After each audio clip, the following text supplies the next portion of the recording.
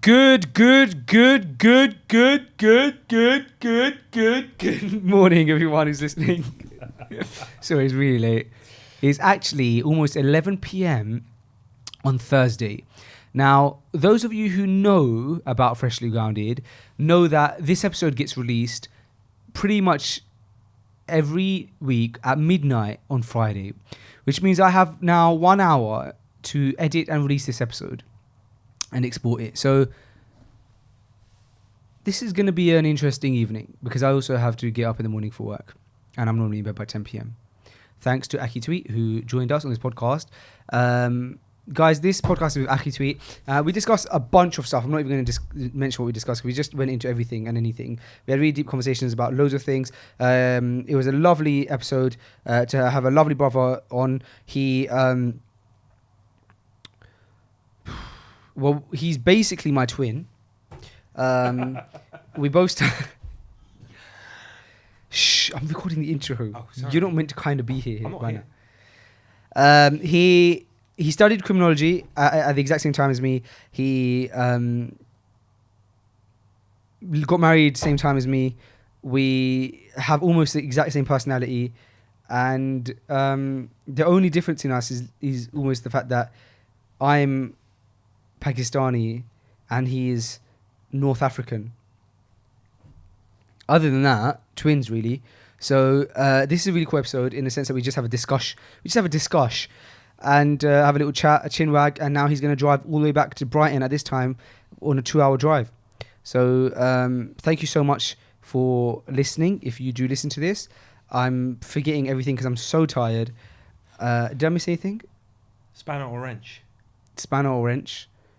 Comment below. You'll understand why in the podcast. This is F.G, baby. We out of here. Oh no, we starting. No, we're about to start, sorry. Enjoy the show.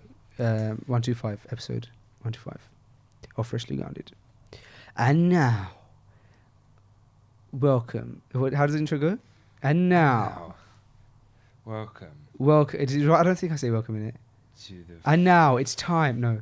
And now, welcome to Freshly Grounded. No, I don't even say and now. I just started. Welcome to Freshly Grounded, the brand new podcast by best friends Faisal and Sam. Sorry? Repeat that?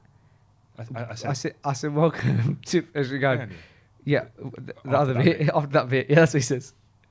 Welcome to Freshly Grounded, best friends Faisal and Sam. Really? Yeah. We recorded that intro on the first day. May Allah bless you, brother. And it was just kind of off the chin. Right, has anyone ever said off the chin ever? Is that you? I just made a new thing. All right, guys, episode 125, enjoy. And welcome to Freshly Grounded, the brand new podcast by best friends Faisal and Sam. Huh? I said welcome to Freshly Grounded. After that bit. The brand new podcast. And after that bit? But best friends, Faisal and Sam. Really? Do I have an accent?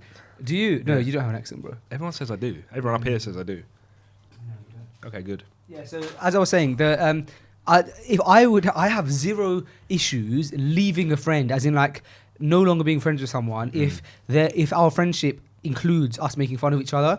Because as I mentioned to you earlier, the point of the thing that I love the most about Islam, and I think that's a dangerous statement to say actually. But one of the things that I love the most about Islam is the brotherhood, right? Yeah, and included in the brotherhood is the fact that it's not even permissible to make jokes about your brother or to mock your brother, right? So.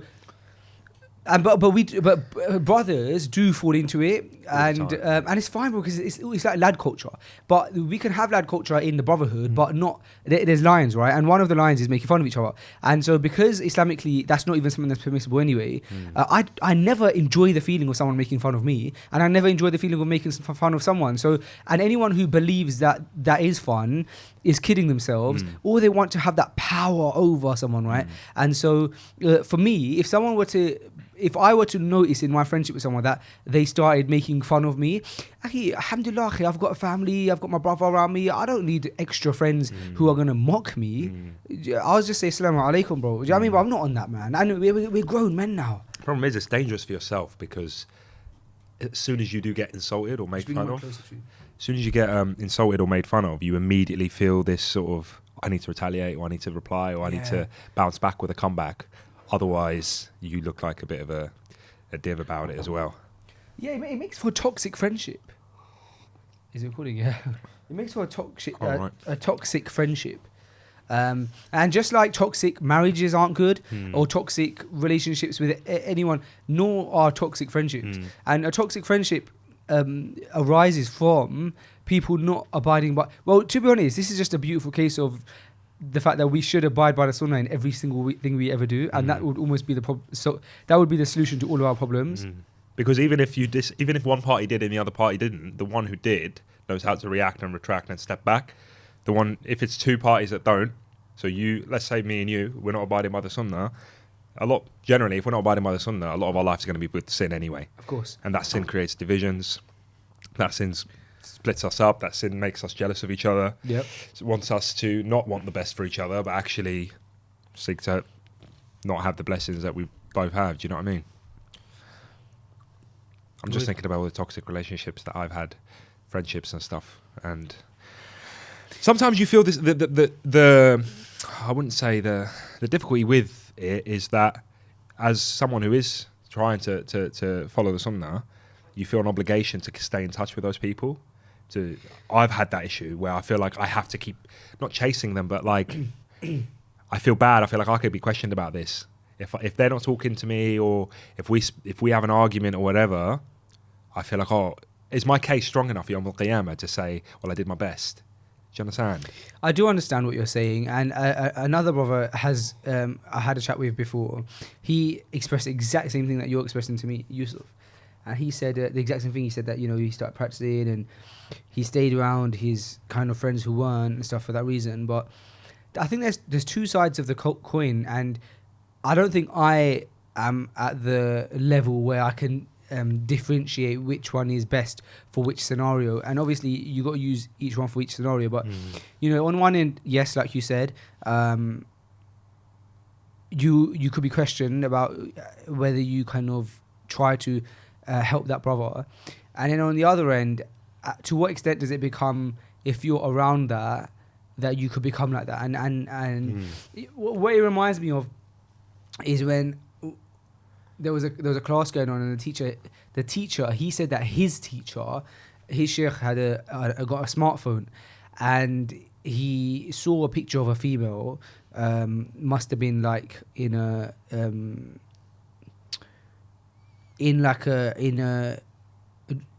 not dressed appropriately or something like that, right? Because it's a smartphone, bro. Yeah. You might be on a website and an ad might pop up or whatever, right? Or YouTube. Yeah. And so the sheikh just dashed his smartphone and he got like a brick phone. Right. And the student said to his sheikh, he said, and the student, by the way, is himself like an imam. Right. Or someone who people call sheikh. Yeah. So, and he said to his sheikh, he said, do you know how much benefit you can do with this phone to the people? And the sheikh replied, he said that the harms that it can do to me outweigh the benefit I could give to people. And so he dashed the phone. So I wonder, I'm not saying that that's the rule in here, obviously, but I wonder to what extent that friendship thing, It depends what you class as. So we were saying following the sunnah, let's call it what it is, like practicing. It depends what you class as practicing. For example, like I would say, personally, the brothers I consider not practicing, I'm not really associated with them at all, right? Even though I might know them or know of them, whether that's through the past or whatever. There are brothers I do consider practicing, but there's levels, right? So it depends how I view myself. So if I said I view myself as a practicing Muslim, then I would expect everyone to be on the same level as I am, and then I'd call them practicing or whatever. And there's some Muslims that, for example, pray 5 times a day or whatever. Down in the south, where I'm from, that isn't found too often. So the brothers that do that, I consider them straight away, okay, they're practicing, they've sort of got this awareness. But when you're just doing the fundamentals and there's nothing to decorate that character of yours, with extra, good deeds, manners, stuff like that, or this awareness and consciousness of Allah subhanahu wa ta'ala all the time, whether it's in conversation, whether it's just general dhikr, whether it's saying mashallah, Allahi barik, anything, these little decor that we have around our life, if that isn't there, then immediately they just fall into doing the mandatory and negating everything else. And what ends up happening is that you get distracted unless it's the adhan. That's the only time you don't even conversate about Allah subhanahu wa ta'ala anymore. You don't even have that conversation about the deen. That's where it becomes a danger for me, because then I'm like, well, I should stay in touch with them because visibly I consider them practicing. But at the same time, yeah, like you mentioned, if I think back on those relationships that I've had, it hasn't been detrimental, but it's made me remember Allah a lot less in that gathering. And we know, we've got plenty of brothers that you've had here that we both know as mutual friends. We sit in their gatherings, Akhi, and yeah, we could have a dunya conversation for an hour, 2 hours, 3 hours, but before we leave, it's mandatory that we remember Allah. That's beautiful, and not everybody has that. So if those who do have that should treasure it. Yeah, I agree. I think if you have those people, I think if you're like staple friendship, the people who you're closest to are people who are fearful of Allah, that's a safe place to be. And then you have, but then you do have great relationships with even those who perhaps don't have the best relationships with Allah or aren't as conscious, because you can help those people. And I know that kind of contradicts what I was saying earlier, but what made me think of it is, what would have been amazing to me back in the day would have been if I saw a practicing person with a big beard, etc., and they were like so loving to me, so inclusive, and I was like, "Raw, man, this person's actually the nicest person I've ever met. This person like will ride for me more than my own boys." Yeah, that's when I would be like, "What is the driving factor behind that?"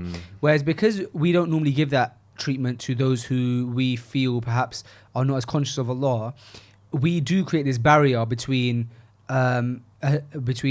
like the quote unquote practicing and non-practicing, and that's dangerous, because then people, the ones who perhaps are struggling with their iman, they don't feel like, even if they almost feel like, well, if that's what having quote unquote iman is, then I don't even want to be near people like that. And that's something that I experienced until he really kind of put things into perspective when I met people like Ustad Jamal, Ustad Yahya, because their character is that Allahumma barik, is like when they're around people who you would think yourself that the sheikh would stay away from.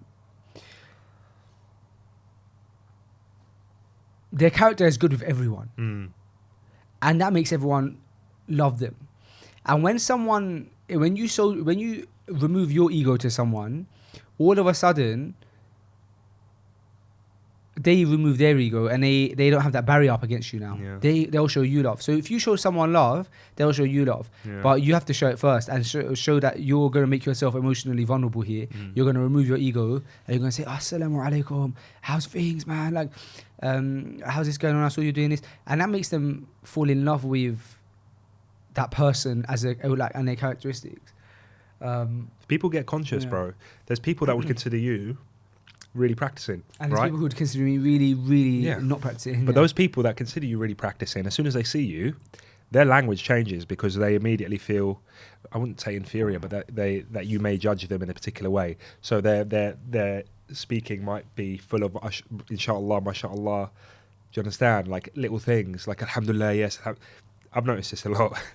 Like people that, because when I started practicing, similarly to you, I think, because I heard your story about, it was mainly in uni, wasn't it? For me, though, when I did start practicing, I pulled myself away from a lot of people, but then I slowly started coming back just to sort of, like we were talking about now, sort of try and influence a bit of deen in everyone. But the way they spoke to me and behaved with me was completely different. Not because they didn't want to be near me, but they felt immediately guilty, so they had to use all this terminology they'd never used before. They don't use it amongst each other. And maybe that's a good thing, but at the same time, it becomes very artificial. You're not hitting them directly. I think it's a good thing, though. It's a good thing, and this is what I wanted to go and say, because you use those two shuyukhs as an example. The key characteristic I love about them, and it's a characteristic the Prophet ﷺ had, was that he made you feel like the most important person in that room. Yeah, they have that characteristic. As soon as I only met Ustad Jamal once or twice. I'll use him as an example, and I'm sure whether he listens to this or not, Allah bless him, protect him from ayn and all sorts. I mean, As soon as I met him, the aura changed in the room, right? it does, yeah. And I don't know if he knew me. I highly doubt it. I'm sure, I think good of him, and I'm sure he doesn't spend a lot of time on social media or whatever to accidentally find me or whatever. But immediately, he was straight in there, how are you, blah, blah, blah, asked me where I'm from. And then I told him, obviously, I'm North African. So he was fascinated with the North African dialects. So straight away, he's like, I need to practice with you, etc., etc. But just that, like taking interest, and that's a really valuable thing that people don't have when it comes to communication. Because a lot of us could be doing it now. A lot of us just waiting for the other person to stop speaking so they can give their bit. But actually, if you sit back and really take in what you're saying, and show like empathy and sympathy regarding what they're talking about, basically put yourself in their shoes, that conversation flourishes, that love between each other flourishes. Mm-hmm. And that goes on to not just friendships, it's really important in marriage as well, to actually listen. Listening is really difficult for guys, I think. Listening is difficult because as a guy, I think... we're problem solvers. So whilst you're talking to me about problem... You're thinking about solving it? Yes. Yeah. So if my wife's complaining about something, or she's had a bad day, I'm thinking, how can I fix this? How can I fix this? Well, actually, this is what I'm thinking while she's talking. Yeah, sometimes they just fix need you to listen. And she told me that herself. She was as blunt as possible. Mm. She said, listen, I know you can't fix these problems. I just want you to listen to me. And she'll say it sometimes where she'll test me. She'll say, you're not even listening. I was like, of course I'm listening. She goes, what did I say? I'm like, I was thinking about how to fix it. But it's the reality. We can't help it. Yeah. But we can. We can if we focus. Yeah, I have like a really bad habit of saying, perhaps like my wife will ask me to do something, right? Can you fix the lamp? Can you do this, right? And I have a really bad habit of saying, okay, or she might say like, I've asked you like a couple of times now, and I'll be like, yeah, it's on my list. Like I have a priority list of things to do. Right. Every day my priority list resets with kind of like things, and I go through that priority list, and sometimes in my day I don't reach all of the things on my list. It's a mental list. Right. But I think that's a coward's way out. Really, yeah. Well, I do have a list of things I need to get done in my day, and they are prioritized, but it is my top priority is to keep my family happy. So if keep my family happy means fixing a lamp, I should have fixed it by now. But as I speak to you right now, that lamp is still broken in the room. I've got the same thing with a set of blinds. Yeah. So we've lived in this place for 2 years now, and it's probably since we moved in she's been asking me to put these blinds up. Yeah. So she's probably watching this now and thinking, she'll probably watch this now, turn to me and say, go and fix those blinds. Yeah. But yeah, bro. SubhanAllah. It's weird, isn't it, how we just, as men, like, the way your mind works is you feel like you should decide what's priority, innit? But what is... So you're talking about this list, right? Yeah. A lot of those lists are a means to an end. Yeah. So they're a means to achieve a certain goal. And that goal... Basically, all goals, and they say all roads lead to Rome, all goals lead to the benefit of your family in this dunya, essentially. Because when it comes to, apart from deen, apart from, your religious goals, because that leads you to Allah subhanahu wa ta'ala. But a lot of the dunya stuff, so when it comes to work, projects, etc., that leads to you providing for your family.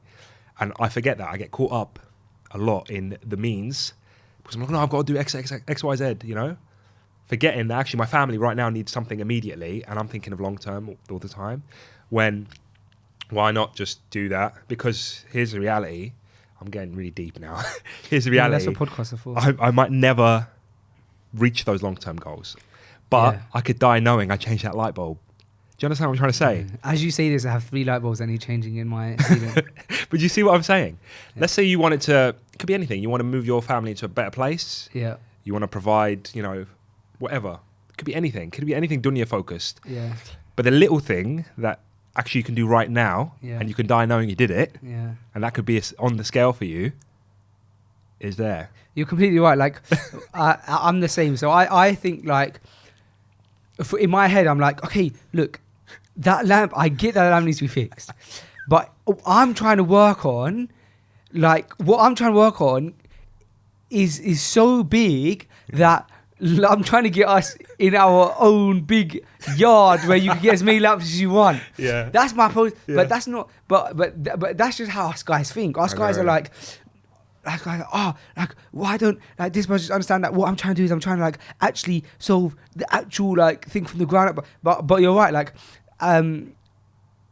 because we also we could be dreamers. Right, and I think the beauty of having a strong wife is they'll appreciate and they'll support you as a dreamer, but they'll also bring you back to reality a lot, and they'll say, "Look, this is bad, this is," and that's good, bro. This is the beauty. You know, Tim Humble when he was here was speaking about the beauty of relationships and about how Allah has put a special type of love between husband and wife that type of love doesn't exist between any other people. Definitely. And that's why he was explaining, for example, that people who, and when a husband and wife argue, they should try and contain the argument within the household, Right. Because Allah has created that love between them where they can forgive each other. But you know that love hasn't been created with your mum and your wife. So if you tell your mum now the issue that you've had with your wife, or the other way around, once you've forgiven and forgotten, that's all good. But your mum can't forget because she doesn't have that love. She loves your wife because she's married to her son. Yeah. And without that son in the link, you're not gonna. Goes like that. Well, yeah, she's not gonna. Most likely, she's not Need gonna to, keep checking up on the daughter-in-law. So, yeah, man. I mean, look, we could talk about the relationship between husband and wife all day long. I think that is the most eye-opening and the most magical relationship that exists. And when you're in that relationship, you realize why Islam is why marriage is so important in Islam. It's like you need it. You need it. Isn't it, bro? And you obviously, how long have you been married now? 4 years, 5 years? Whoa, 3, I think. 3. I say 3. It's between 3 and 4. Okay, so we've been married around the same amount of time. And so you've been married, let's say you've been married around 3 years. Can you imagine your life now when you weren't married? No. So right now, imagine it. so like I said, my wife's in London with her family. My son is with my mum, and I've been a bachelor for like 24 hours, and it's not nice. It's the worst. Yeah. Bro, it's the worst. I know. It's not nice. It's the worst. Bro, like it's so. I'm not trying to be. It's not derogatory, whatever. This is the reality. My wife's in charge of cleaning out the house, making it look nice, right? It's incredible how messy things get so quickly. I went in earlier. So what did I do earlier? Earlier, I had to go home before after work so I could come here, get changed and stuff. As I was leaving, I'd only been in the house for 10 minutes, prayed out and got changed. I looked at the house and I was like, oh, I left that bag there. I left that. I was like, oh, I can't do this. I have to do it later. I'm not going to do it later because by the time I get home, it's going to be like midnight or something. Then you're working in the morning. And I'm working in the morning, and then I'm coming here straight after work, so it's not going to happen. But this is I'm reality. exactly the It's same. like I'm exactly the same. Yeah. We could definitely do with being better at that. I'm a mess. I leave things about and I say I'm going to do it. And the reality is that it takes me 2 minutes to put my clothes back in the cupboard, but I don't until like it all piles up. I'm like, oh my gosh, I need to sort this out because it's a mess. And so the reality is that we could do better. It depends on what we value. So there was an interesting sort of theory I thought of. I was listening to an audiobook, Atomic Habits. Heard of it, James Clear? Yeah, Atomic Habits. It's so crazy that you mentioned that because as I was driving from here today, I was listening to a voice note. So I have a quote unquote pen pal in the UAE. However, instead of pens, we voice notes. So this sounds crazy, but it really doesn't sound like. Hey, this could sound so crazy, but I voice note. Go on, man! I'm bracing myself. Yeah. No, I have a really good friend of mine who lives in the UAE, and the way we communicate throughout the years, this is how we've been communicating is every now and again, maybe it works out to maybe once a month or something, we send each other like a really fat voice note. Right. And then as I'm driving, if I've got like a 20-minute drive, I'm listening. It's almost like a podcast episode. Yeah. We're just updating each other on our lives and things like that. And so I just got the latest episode in from my friend. Brilliant. And he was, and sometimes we can go like 2 or 3 months without speaking to each other because things might get busy for him work-wise or for me and stuff like that. So he hadn't hit me up in a while because he knew I had the event, and so he said, "Look, I don't want to bother you during the event," and he just updated me, and he said that he just he wasn't well for a while, and so he decided to read while he was sick, and he just finished that book, Wow. and he said it was amazing. I haven't barely got into it. I got distracted by other books, and then life got in the I way. do that a lot. But the initial sort of starting phase of it was how it's sort of like labeling theory. So it's like someone who bites their nails, right? Someone who bites their nails, their issue they have, they want to stop, they can't. The issue they have is that they probably don't value their nails enough to be conscious of it when it's happening. So what he suggested, and this was, I think it was him who was speaking, his partner or whatever suggested he gets a pedicure, right? So that he could put value, so he could literally put money on the table that goes into his nails. So he went there, got it done. I'm not talking like a manicure where he got nail varnish or that. I'm talking like they clean it up. I'm speaking like I've done it before. I've never done it before, but it's the value, right? So got them all done up, look nice. He looked at them and he thought, oh, I've never seen my nails look so good. And he just stopped biting them because he put value onto it. And this is what I was talking about the clean thing. How do you value a clean home, or do you value what you learn and achieve and that feeling you get when you've done a good job? Do you value that so much? A lot of people, like my wife, for example, loves to make the bed, has to make the bed. She can't stand the bed being messy. And while she's making the bed, our son just jumps on it and rolls around, and she just freaks out because I have to hold him. Otherwise, but it's like, it's ingrained now. It's a habit that she says to me she can't function if the bed's not made. And this is how we build good habits, I suppose. We have to assign value to certain things, like true value, to the point that we invest. It's like gym, for example. Depending on how much you pay, might motivate you more to go. I don't know how true that is, but it might. For example, my gym at the moment, because it's part of work, I pay £5 a month. I haven't been in months, mate. But before, when I was paying like £30 a month, I was going every other day. So where I used to work, they used to compensate your gym as well, and I don't think I used to go as much. You're right. There are certain things that you have to value, but you need to bring the mic a lot closer to your mouth as you're talking, or I'll turn it up. But I'm worried that if I turn your gain up, that you will bring it closer. Yeah, that's fine. So what else is Atomic Habits about? Because now I've heard it twice in one day, so now I'm very intrigued. I'm probably going to get it. A side note, the book that I'm currently listening to is called Computer Science for... it's called Algorithms to Live By. Right. And it's about how you can function your brain, the human brain, similar to like a computer. Yeah. So computers make decisions very fast. Right. I've been reading it for over a month now because I've been, like you said, life's been getting in the way and I haven't really been finishing, and it's not really it's not grabbing me that much, but it's interesting enough for me to not move away from it. So what's Atomic Habits? I'll be honest with you. Intrigued by it. I'll be honest with you. I haven't read that much. I'm maybe second chapter in, and this is where I got that piece from. And then I realised it's becoming very impractical for me to set habits because of my work.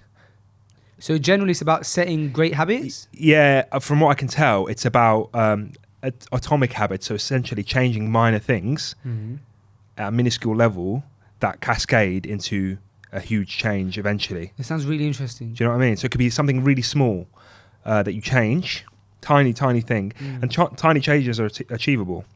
It could be anything. It could be, I don't know, I'm trying to think of something. It could be something like brushing your teeth more, right? So let's say you brush in the morning, brush in the afternoon, brush in the evening before you go to sleep. Okay, I want to brush my teeth more, or I want to floss more or whatever. Okay, every morning now I'll floss.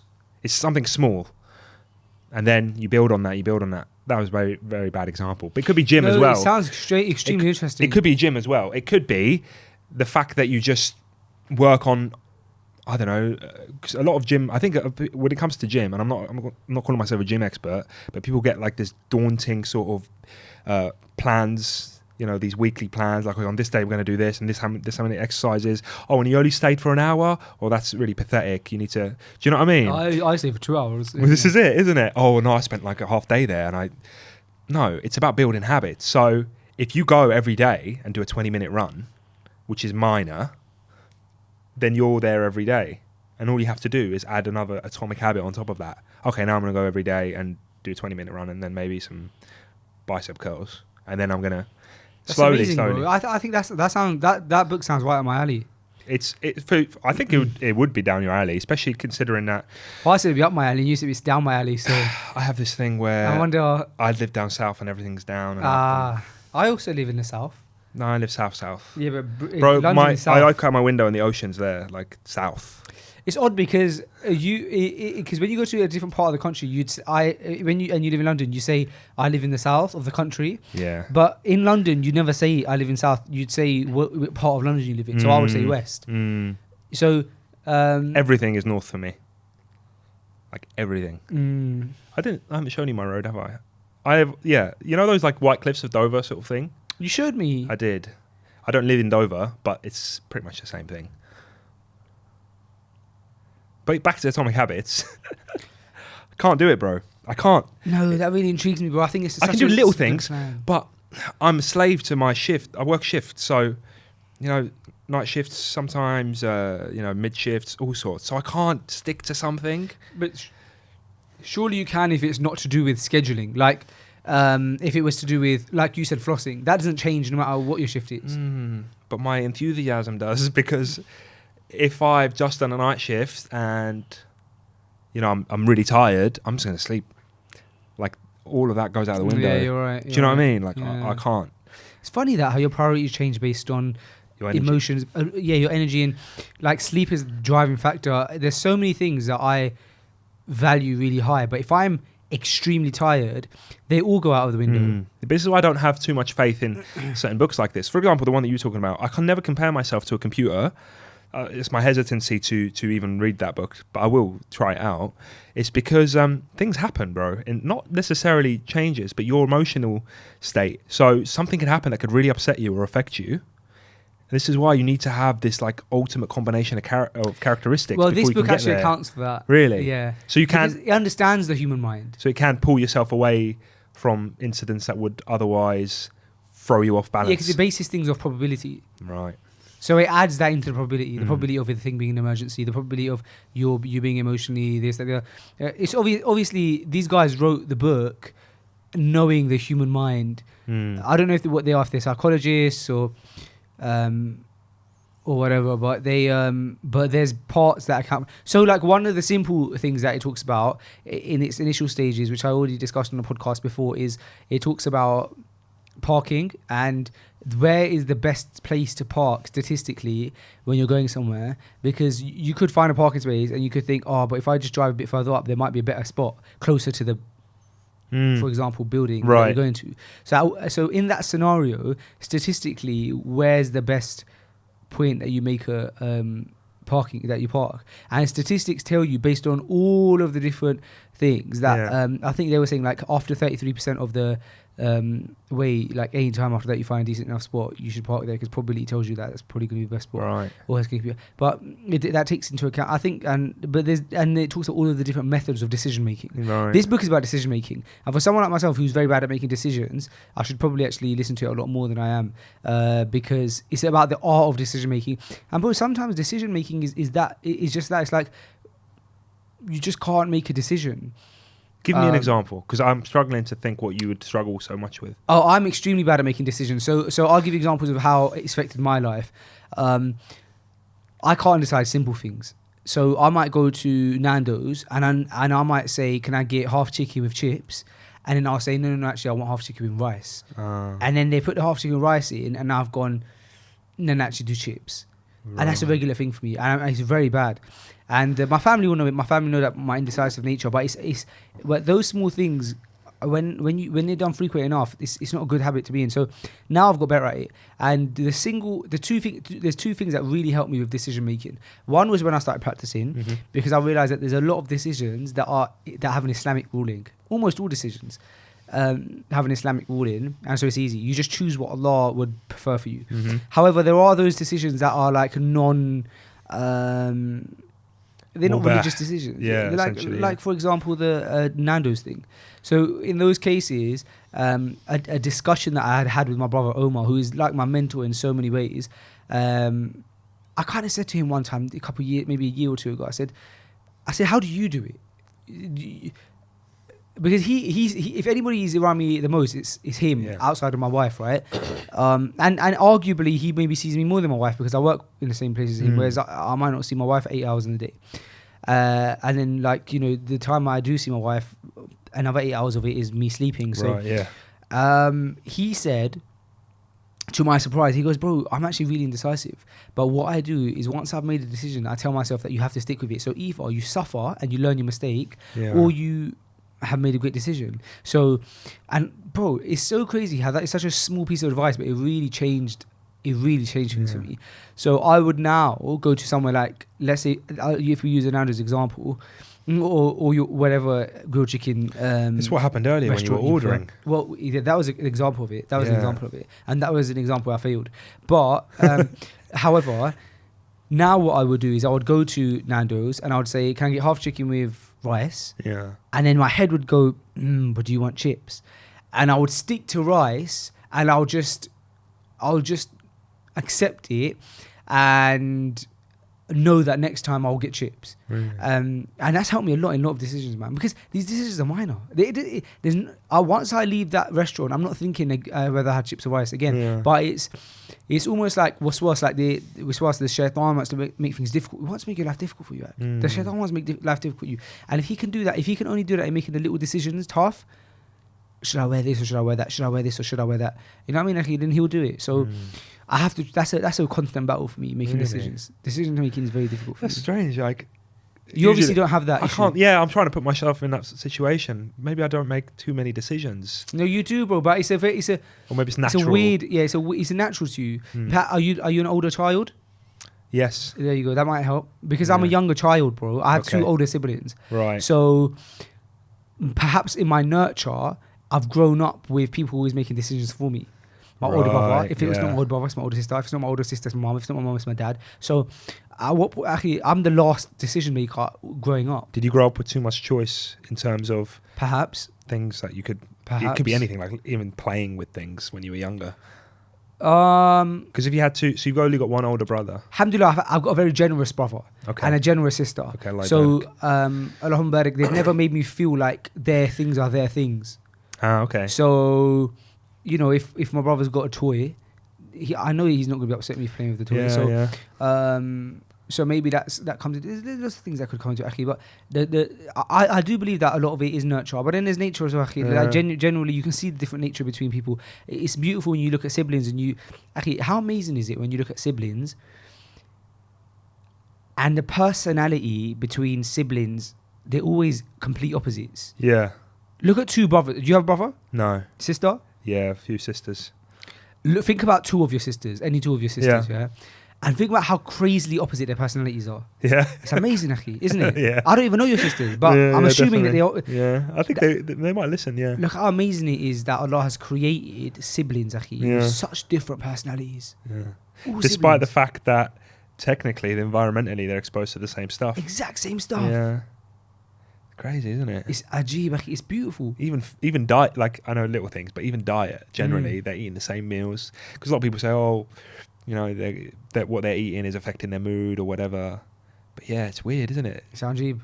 The guidance of Allah subhanahu wa ta'ala. Akhi, Allah is amazing, bro. He's thought of all things. Tell me about it. He has accounted for everything. And when we reflect on these little things, it's amazing. But we get surprised, but we shouldn't. You know what I mean? Like, who is it that we're talking about, Akhi? Yeah. Talk about the creator of all things. It's all orchestrated. It's amazing. I always used to have this phenomenal sort of thought process about the detail that we neglect. Look at this line on this table, right? That little speck there. Yeah. Look at the detail that's on that. Yeah. The size of it, the shape of it, the fade of it, the color of it. The same person who orchestrated that detail, that allowed that detail to be right there in this spot in between us, is the same. I say person, but same Lord who created the galaxy up above, the nebula, the stars, the stuff that we can never even dream or think about. The attention of what I'm talking about is the attention to detail. Yeah. So the attention to detail that is up above, which you could spend hours looking at the night sky and you can't even see, more than a speck of it. Is the same Lord who... There's bacteria there we can't even see. There's detail on that bacteria. There's a shape to it. There's a behavior to it. There's internal organs to we can go on forever. The detail that is there, and then we talk about actual things that happen. How do we like? We whittle down things so much that we think that there's coincidences and what the chances but if this is orchestrated and that is orchestrated, then why isn't we forget that we're just living out an orchestration that Allah subhanahu wa ta'ala has put us in. Because it's quick to blame yourself for things when they go wrong. It's quick to point the blame. So if I did this, then this would have happened. I should have done that. If he wasn't such an idiot, if this person, I met him sooner, if he wasn't late, we just point.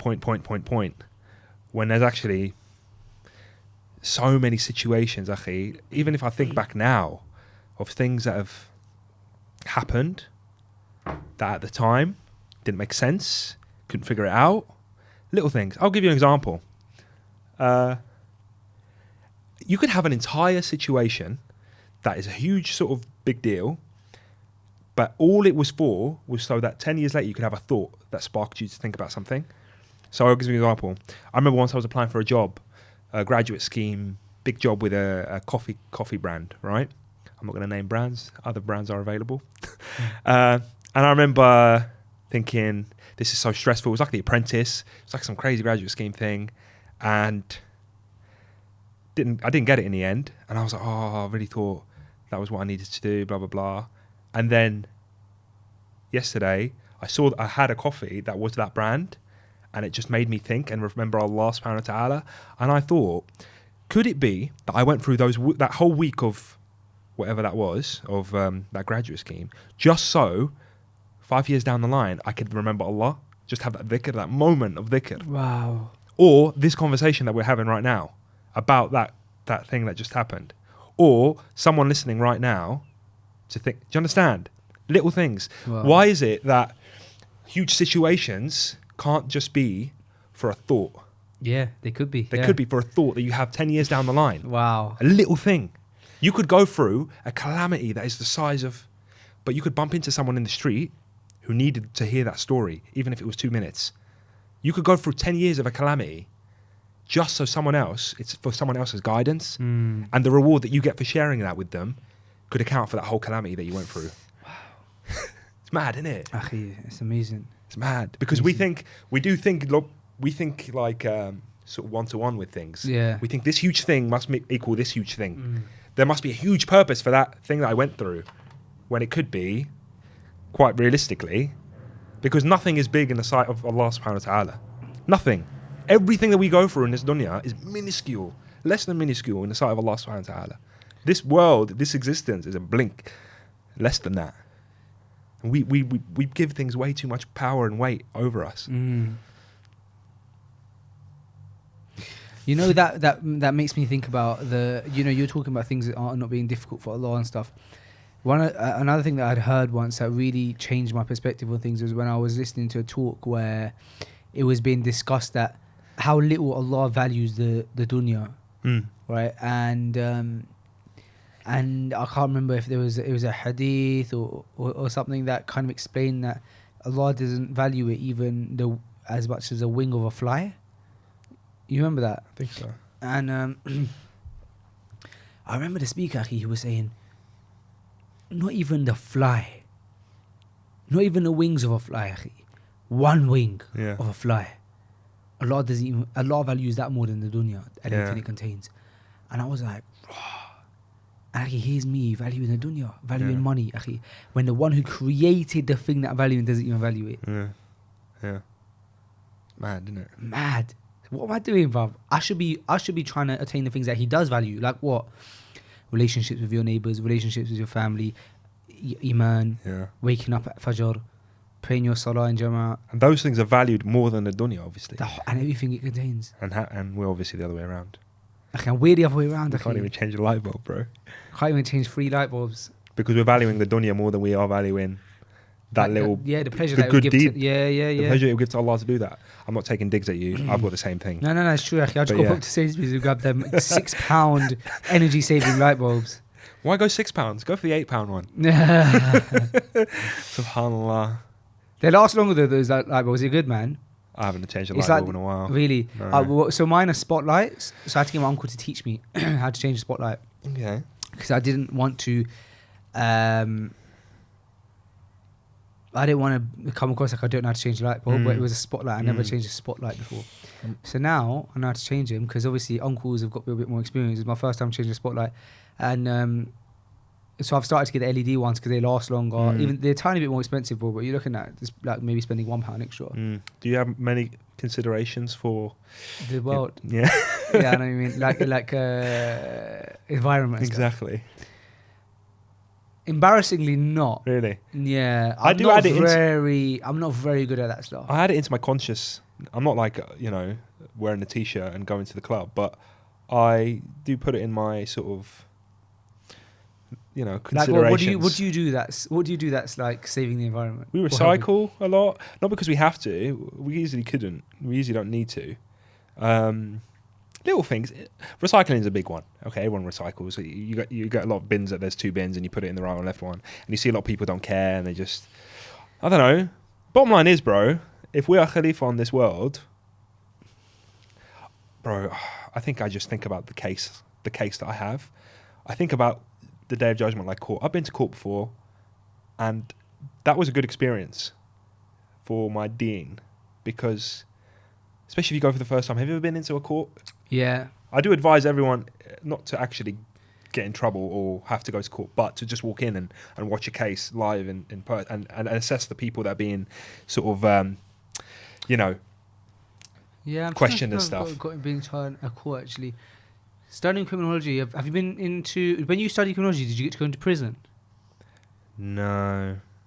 We went into prison. No. And we were we were in and around the inmates. Yeah. Because they weren't in their cells. Okay. So we were just with them.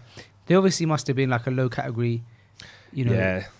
Obviously. Yeah, definitely. But otherwise, we'd have taken you as hostage. Can you imagine if I got the great Faisal Chowdhury as hostage? They'd let me out in a second. I was... I had no clout in them days. No? No, just an innocent university student in prison. In prison. Yeah. How was studying criminology for you, bro? Because we obviously both studied the same degree. We've done a lot of things. Yeah. We are, twins. Yeah, we mentioned it before, we're twins. Yeah. We both studied criminology. We only met for the first time. This is the second time we've ever met in person. Yeah. But we're twins. We are. In the sense that... Should we go through it? We're Let's go literally through the the same list. person, aren't we? So, you studied criminology. Yeah. So did I. Yeah. We both got married about 3 and a bit years ago. We got married 3 years ago, right? We both have amazing wives. Yeah. Oof, phenomenal. That was a bonus point. Yeah. What else? We're both... You're 20... I'm 25. Okay, I am 26 now. Close enough. Well, I'm going to be 26 very shortly. Oh, well, there you go. What year were you born? 93. Okay. I'm 94. Okay. All right. Upper hand is mine. Yeah. We both had a little dabble in the clothing line business. Well, you're still in it. Yeah. Pure XI. Some people might not know that. Nah, people know Pure Oxide. They don't know. Yeah. I was going to wear the t-shirt today. I don't wear my own stuff. I don't know why. You never bought me anything from your clothing line. You never bought me anything from yours. My clothing line basically ceases to exist anymore. I can see stock around this room. I don't actually. That might not be yours. Nah, that's not mine. Okay, that was a lie. I retract that statement. Away any remaining. You sold everything out. We sold everything out, and then I had some like remaining like poor quality stuff that I. It's a difficult thing to be into. It's a really difficult business, bro. Tell Very me about difficult it. business. It's more of a passion project for me than it is a quote unquote business. I bring it back and shut it down here and there. Yeah, I've noticed. When demand is. We can't stay on topic, can we? No, I don't mind. Okay, so we have the clothing line. We had the clothing line. We had both born basically in the same year. We have the same car. We have the same found car. that out Bro, today. we only just found out today. We have the same car. Yeah. We both studied criminology. Yeah, we did. Bear in mind, guys, that as you're listening to this, we only met for the first time a few months ago, and so we didn't know any of this until we met. We studied the same degree. Yeah. I'm trying to think what else. I know there's more. Yeah. There's they won't appreciate this, but my best friend at the time, when I first started listening to Freshly Grounded, is basically a clone of Sam. I can't. Oh yeah. I couldn't. I sent it to him and I was like, these two guys are like me and you, and he was like, yeah, it's kind of weird. Yeah. But anyway, but you're taller than me. Am I? Yeah. We're not identical twins. listen, we're brothers in this deen, Yeah. okay? And maybe our souls met in a previous dimension. Perhaps. Perhaps. Perhaps. It's a beautiful thought, Akhi. Yeah. It's a beautiful thought. So talk to me about criminology. What was your favourite part of studying? First of all, would you recommend anyone study it? Let's both give the same answer. Okay, 3, 2, 1, no. Yes. Why would you ever recommend anyone study criminology? Look, it depends why you did it in the first place.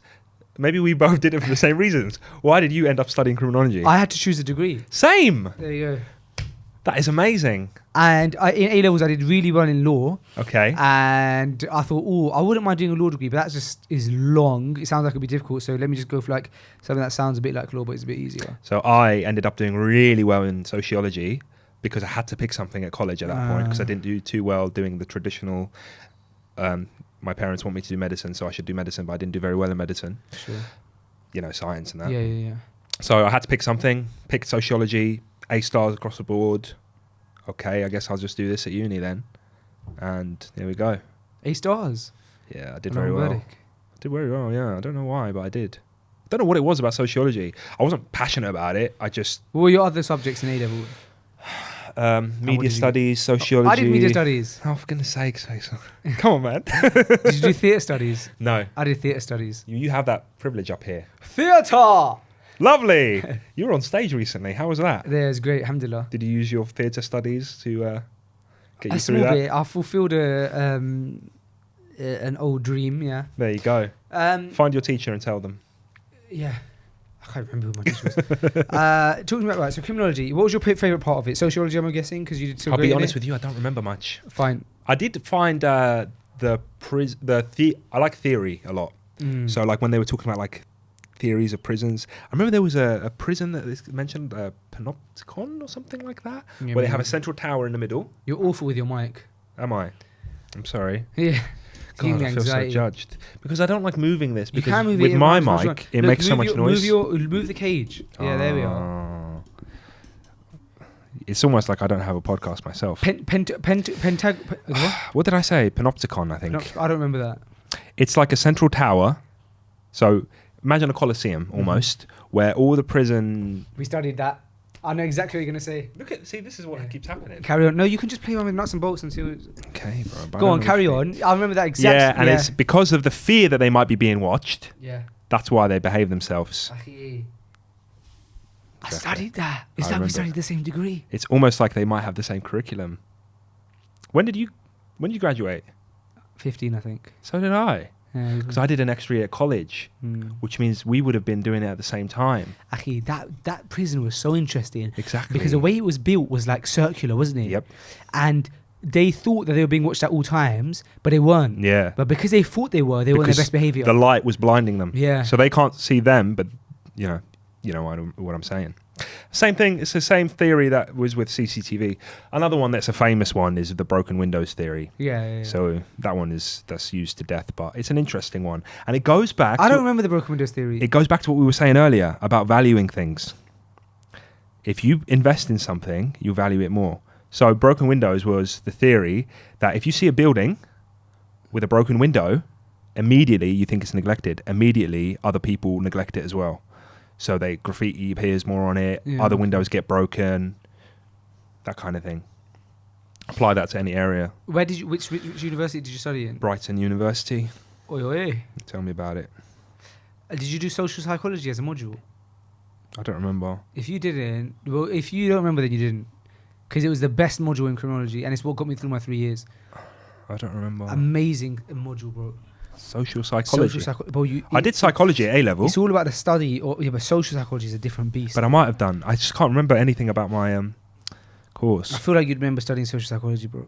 Tell me. It's a study of psychology, but the interesting side of it. So why people get angry and why crime is committed and just like psychology in society, social psychology. I think I did. As opposed to like the really boring side of psychology, which is like the really theoretical, like Sigmund Freud's weird theories.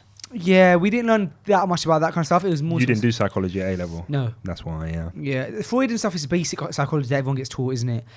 So we dabbled over that stuff slightly, but no, social psychology at a university level is a bit more advanced than like learning about Freud.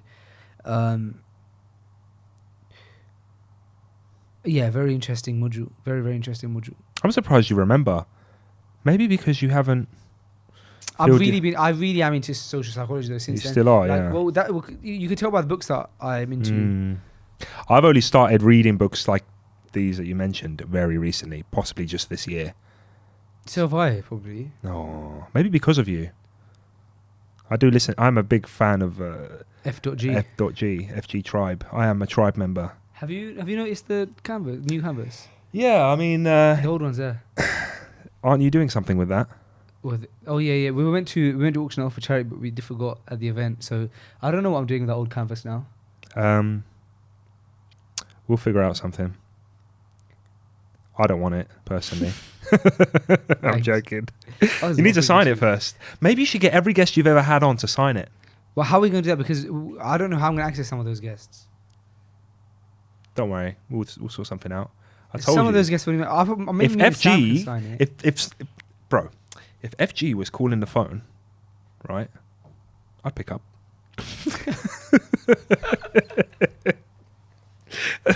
I'm sure. What guest is too big to pick up from FG? I don't think I'm worried about you picking up, bro. Aldwych Theatre, baby. How was it? It was amazing. Yeah? It was amazing. I'm so sorry I couldn't come. Do you know what? I told you, and I'll tell everyone, because there was a lot of brothers that were expecting me to be there. Family emergency or something. Akhi, What? I could show you. The day before. I think I I was know like, now. oh, there was was it what you were telling me earlier? Yeah. That's quite serious. The ULEZ charge, Yeah. I was like, I'm going to pay that before the day. I'm going to get that done. The parking, I paid that. I was like, yep, I got my space. It was across the Waterloo Bridge at the National Theatre car park. Other brothers were like, where should I park? I said, you need to park here next to my car. Actually, you know it's free parking on Sunday. Yeah, Nasir told me that, and he had to go at me, and he's like, you're an idiot. Why didn't you? I don't know these things, and I need to maintain the security of getting me to that event safely, worry-free, so I can sit there, enjoy, not worried at all about maybe I didn't read the sign right. Anything can happen, okay? Secure car park, I'm hands-free. Think about nothing but yourself, giving an amazing performance. Shout out to your theatre studies teacher. Yeah. But lo and behold, أخي قدر الله ما شاء فعل.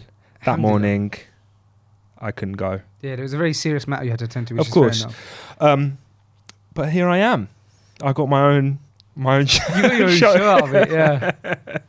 And this goes back to what we were saying earlier. Yeah, it's qadr. Qadr Allah. And twins. And twins. This is going to be a problem. Because things could happen now that we don't know if it's natural or orchestrated. We don't know if we're just going to end up copying each other. You could end up wearing the same jumper next month. You do like this jumper, don't you? No, you don't. It looks good on you. It looks good on you. We don't have every the same. Like, no, you're really into your fashion and I'm not.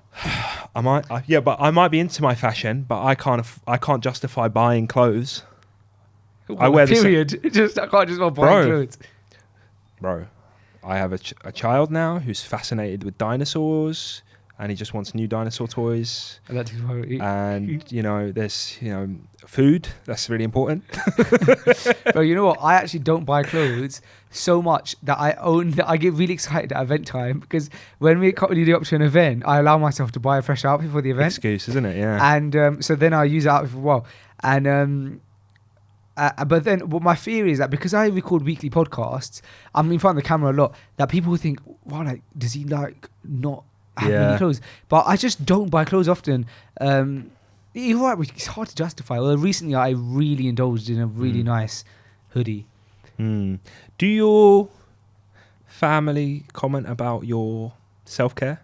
Not in like, oh, you stink kind of way, but like, are you looking after yourself? Are you getting yourself stuff? Or are you too concerned with your responsibilities? I get that a lot. I get that a lot.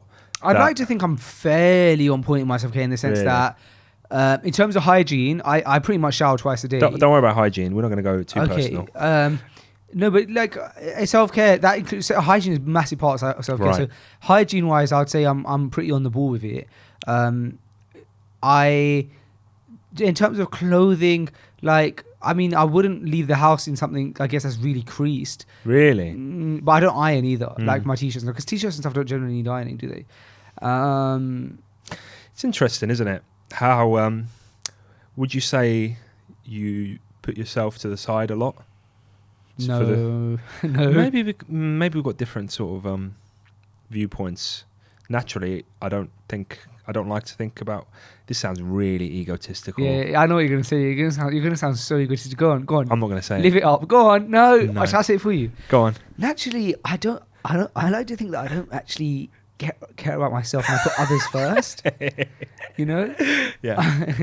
It's fine, but it's good. You obviously do, bro, though, because long Berwick, you're wearing fresh garms, you've got trim. For today. You obviously look, huh? I got a trim for the event that I never went to.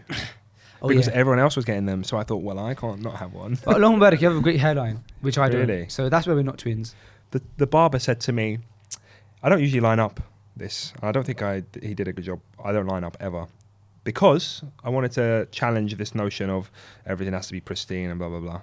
He goes to me, what do you want to do with this? Like this little bit. So that's my prayer mark. Okay, that's where I pray. But what do you mean you want to challenge? I don't look. Okay, I don't have the same social pressures that you got, right? In London. Hey, dude. In London. I just want to go against status quo. So I'm going to not line up my hairline. Listen, I just said dude in a conversation. That's what you're becoming. Hey, dude. That's me. Did you know that I used to have an app? afro? I used to be a lead singer of a rock band. No, I did not know any of that. Okay, cool. Now you do. So if when you say things like that, that is a part of me, and it really hurt my feelings that you're judging me like that. Yeah, I didn't used to care. I realised that a lot of stuff that I do is based on social pressures and social expectations, like lining up my hair. I see. Do you understand? Yeah. Like, there was the brother that we were talking about earlier.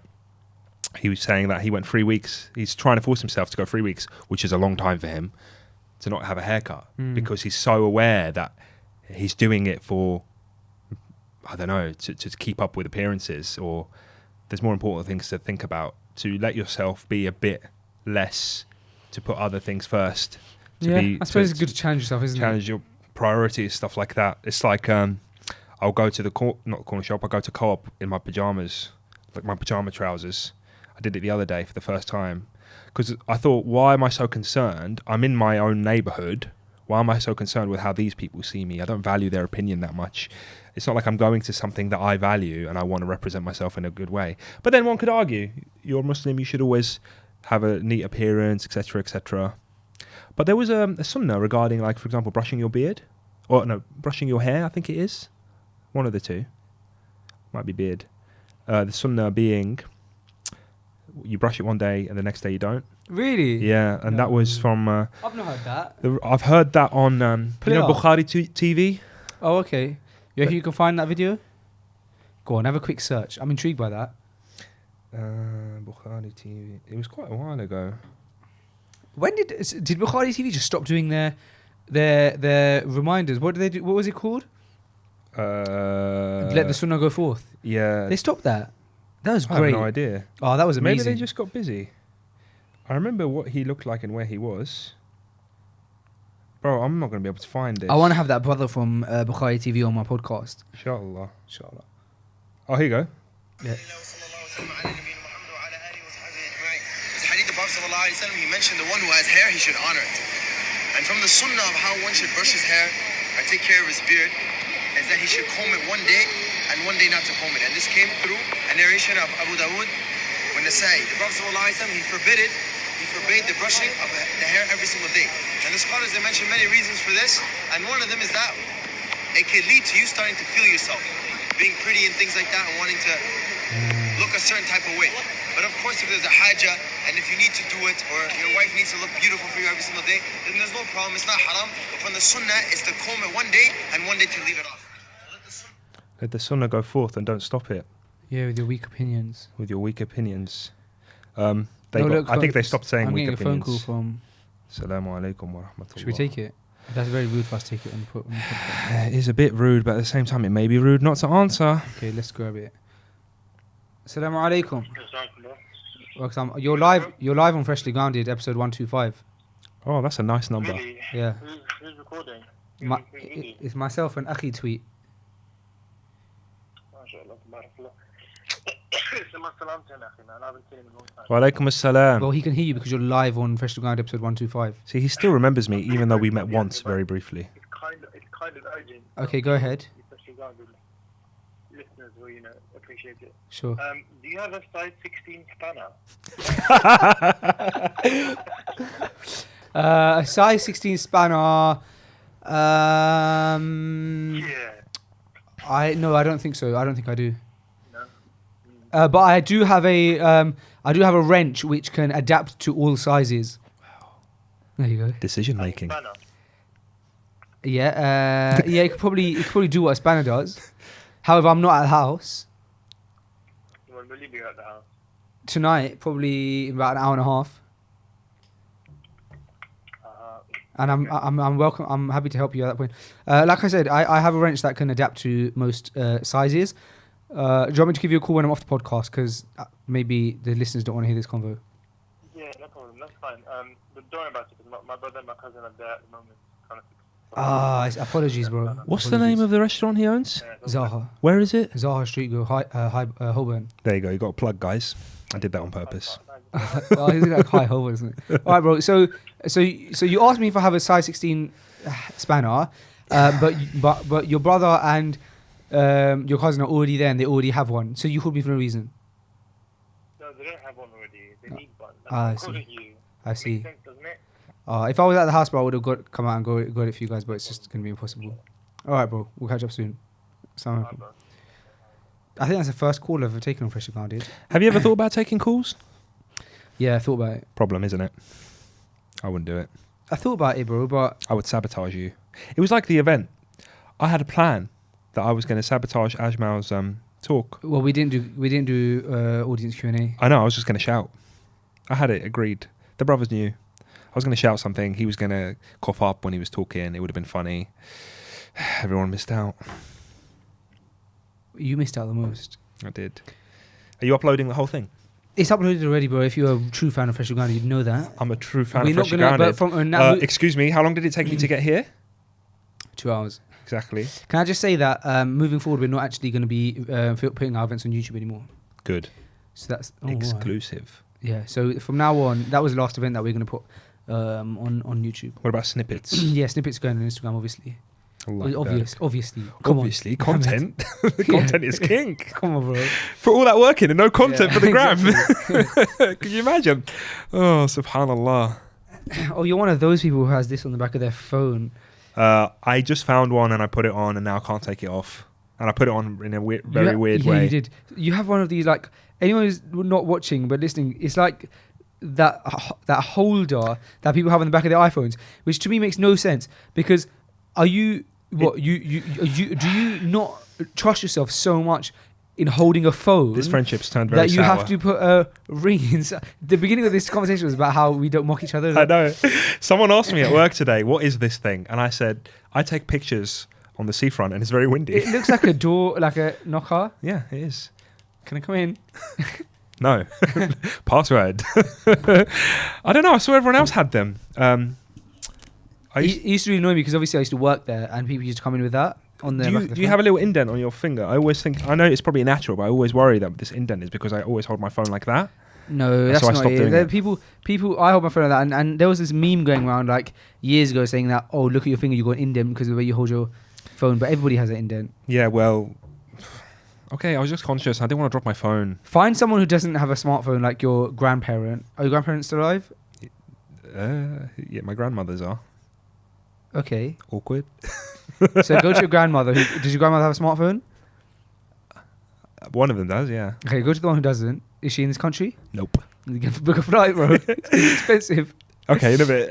But go book a flight. This is an expensive experiment. Where are you going? Tunisia? Tunisia this Right. time. Head over to Tunisia and ask her to see her pinky finger. Guarantee she has a dent. And she hasn't been using a smartphone. Pinky finger. I'm trying to think what pinky finger is in Arabic. Is that what you speak in Tunisia?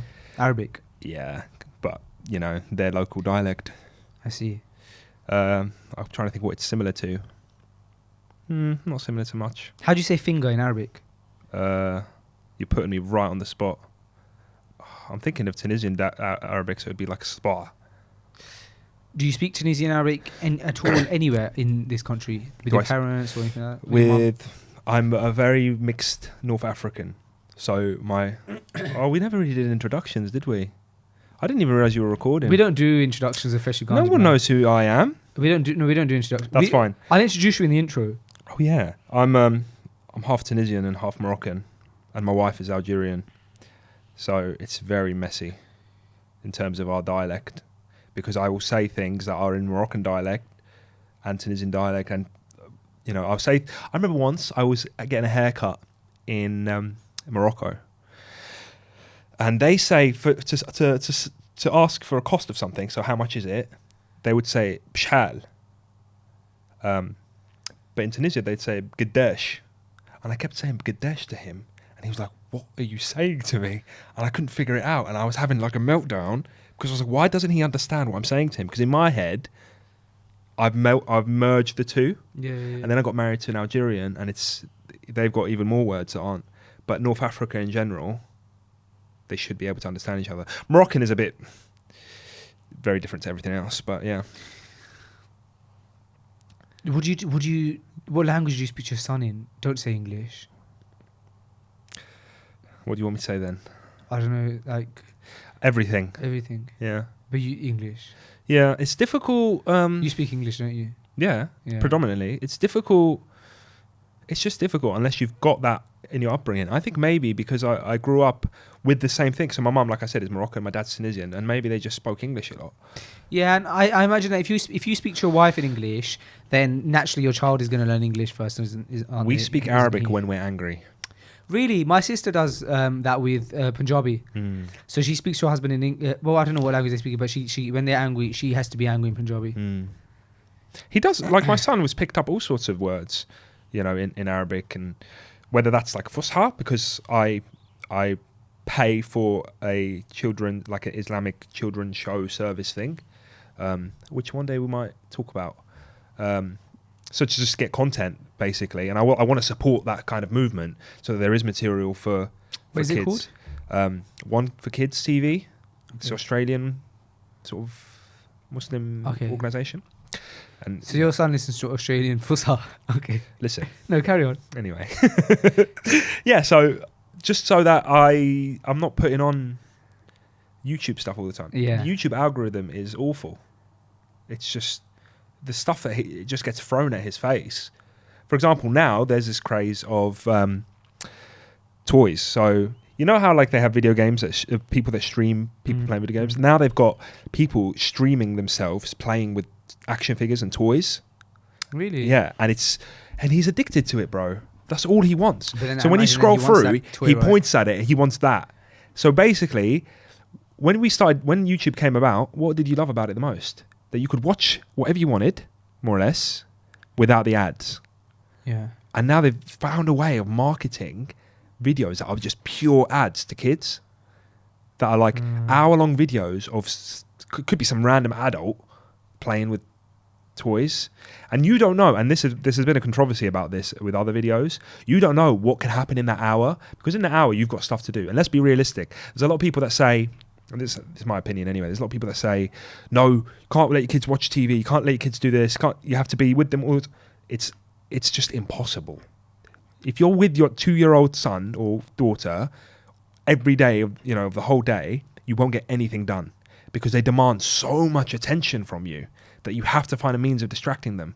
But in that age, at least for my son, his distraction can be quite not dangerous, but like he can just want to rip things or break things or pull things, or there's so many hazards in a house that he can, little things like he'll climb up on the sofa and he could just jump out the window. He could literally turn the handle of the window and go. Do you understand? So there has to be something that you can do, that you can turn away, because I think I'm considering back in the day, whether it's old school sort of Islamic cultures or whatever. The day. Yeah. That is the day. The golden ages, the better days. Yeah. We lived more community focused. There were elders that could jobs were interchangeable. People were raised by the village. It wasn't just necessarily raised by one parent in a house on their own. Takes a veil to raise a boy. Exactly. Yeah. So what is your alternative yeah, you're going to have to rely on some sort of entertainment or something that's going to keep them busy while you wash the dishes or cook dinner and yeah, you could say, oh, but you should involve them in that. You should get them in.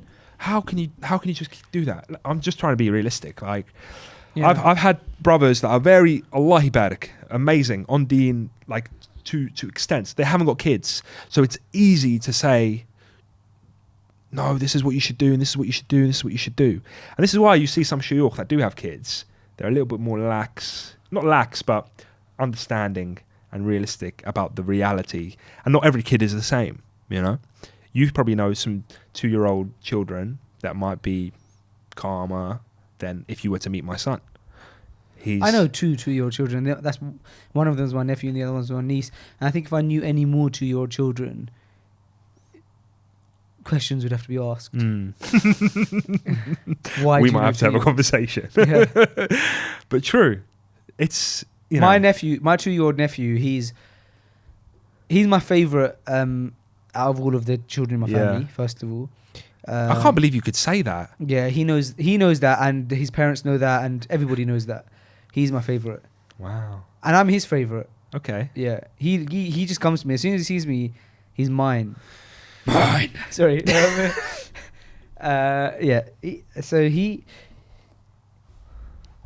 He's not that crazy though. I'm just thinking about craziness. Sienna's quite crazy. That's Omar's daughter. That's Omar's daughter. She's 2. She's so funny. Mm. Oh, bro, she's the funniest. They're all quite hates funny. me. Oh, that's nice. Oh, she can't stand me. I wonder why. Maybe because you prefer someone else over her. She doesn't know that. It's crazy how our conversations go around in a circle. If you gave her the love that she deserves, then maybe she'd love you back. No, I try. She's scared of me. Yeah. Okay. Maybe it could be the beard. So my son calls everyone with a beard daddy. You told me that before. That's worrying. Yeah. Yeah, because a lot of people have beards. A lot of people have beards. He's scared of people that don't have beards. That's I've got uncles that don't. They'll come into the room and he'll freak out. But then I'll have someone that... Who did he meet? He met one of the brothers, and he was just immediately fine with him. Have you seen those videos where like parents will like have really big beards and they shave their beard and they go to their kid and their kid gets scared? The fitra kicks in. Ooh. I don't think it's a fitra. I think it's a who is this man? Hey, you don't know that. Yeah. I'm going to think the best. I'm saying the fitra comes in. Maybe. Ajib, isn't it? Yeah. Ajib jiddan. Akhi, kids are amazing, man. Allahi barak. Allahi barak. I was speaking to my father-in-law last night. Just maintain that relationship. Speaking to him in person. And we were talking about how the importance of, kids respecting their fathers, listening to them, etc. And it's amazing how it was so difficult to visualize that relationship until I had my own son. So now I can easily go like that and imagine my son growing up, and if he was talking to me the way I talk to my dad, or, do you understand? Little things. And it's just shifted like my entire thought process with being a son, because naturally there's always going to be friction with those kinds of relationships, maybe between your parents. Maybe it could be something like, oh, your dad might have done something silly, your mum starts complaining about it to you, and then your heart, because you love your mum so much, inclines to that and almost agrees with that. And then as we're problem solvers, we stop rolling in as the man, being like, oh, I'll talk to him. Do you understand what I'm trying to say? But actually, we have to be very unbiased and very, what's the word I'm trying to think of, independent of that situation. We just need to reassure and try and bring that together, because I don't think I think as we get older, we see ourselves as men, and then we compare our manhood to our father's manhood, and then we almost like do a checklist sort of comparison.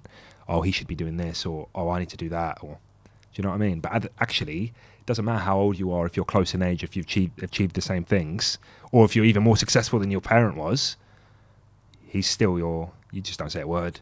Yeah, and that doesn't change. Yeah, I had a conversation with the brothers in the group chat about would you ever... This group chat that you speak about quite often...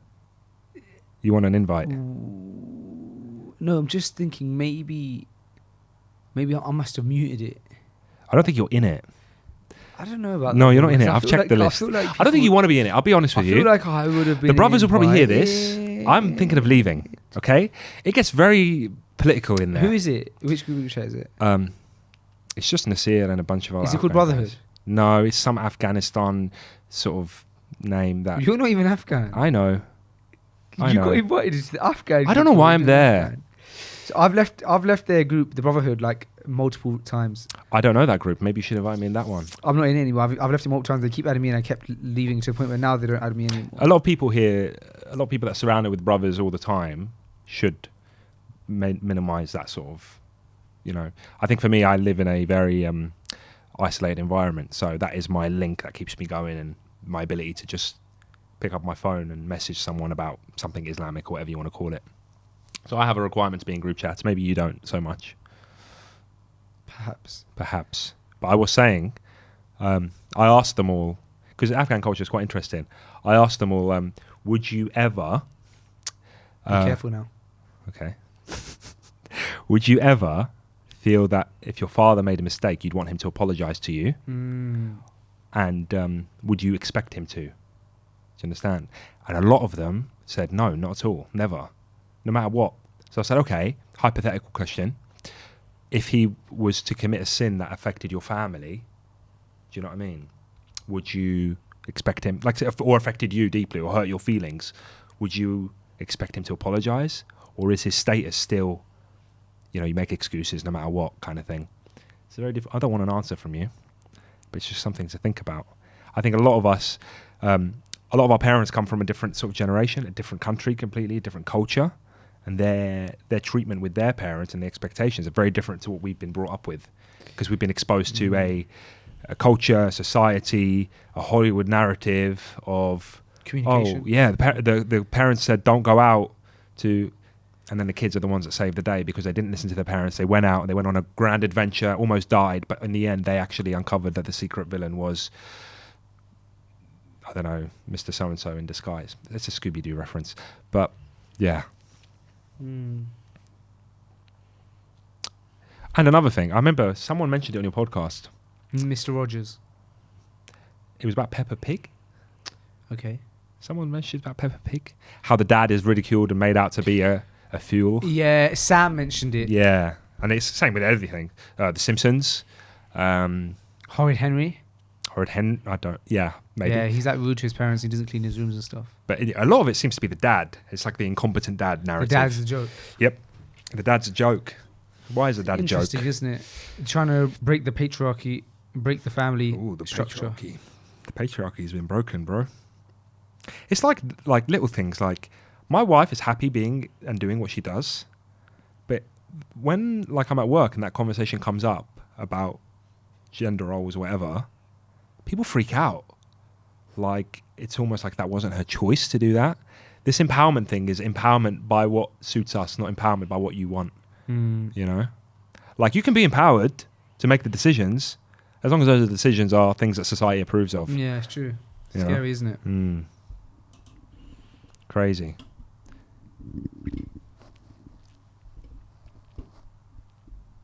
That just got me thinking about politics now. Yeah, it's true. Well, yeah.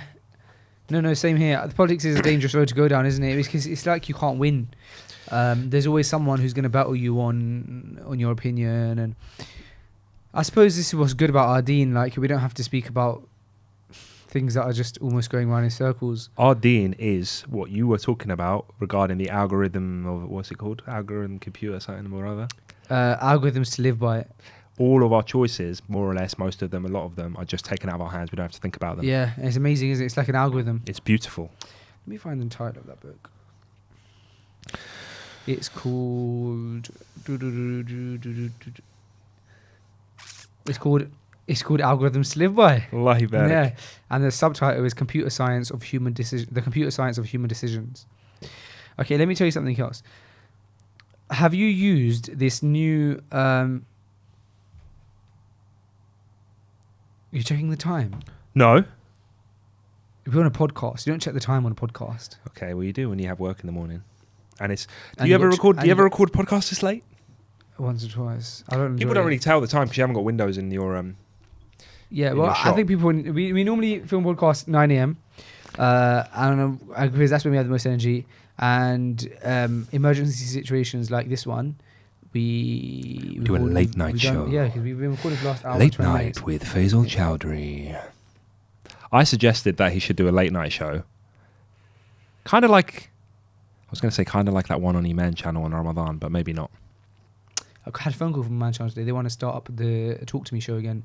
Late night? They want me to. Well, it is late night, yeah. Oh. And they want me to do that again. And That would work. They want a physical. They want a meeting and discuss out where we can take it and stuff. But tough thing with TV, bro, is who watches TV? Not me. I don't pay a TV license. And I'm not saying that because I'm doing something illegal. I actually don't have an aerial into my window at all. You can hear it on a stormy night. You can hear this like knocking sound, and it's my aerial swinging outside, hitting the window. So come and get me, government. Because I've got nothing to hide. I got nothing to hide. I got a refund as well. £60. I paid my TV license for the year. Paid it off. But if you don't need it, you get refunded. Yeah, I know, but just in case I use iPlayer or something, if I do, iPlayer has great documentaries. Okay. When our guests come around, my go-to entertainment in the background, because we talk, we don't just stick something on, but in the background, I put on like a nature documentary, and you can do that on YouTube. iPlayer has great ones, HD. You can do that on YouTube. Show off the telly a bit. YouTube. Listen, bro. So Apple, in their new software update, have released this new automation feature. I like so that. So you can automate loads of functions. So I can automate it. How amazing is this? I can set my own automations, right? So I can automate it so that when I leave the office every day, it will automatically send a text to my wife saying I'm on my way home. I haven't done that, but I'm saying that's an example of things that you can do. My wife had that. Something like that. When we get home, it reminds her to do something. Like location-based reminders. Yeah, you could do location. That already exists. But now the automation is the next step, because automation means that it does things based on its algorithms, isn't it? So like every day at this time, do this, and then because of that, do this. So you can literally set it to like... Wow. I can set it to like every day at... Okay, here's what I could do, for example. Have you got any set up? Yeah, I'm going to tell you which ones I got Okay, set up go in on. a second. But I only just started it yesterday, so I haven't set up. But in theory, this is what you could do.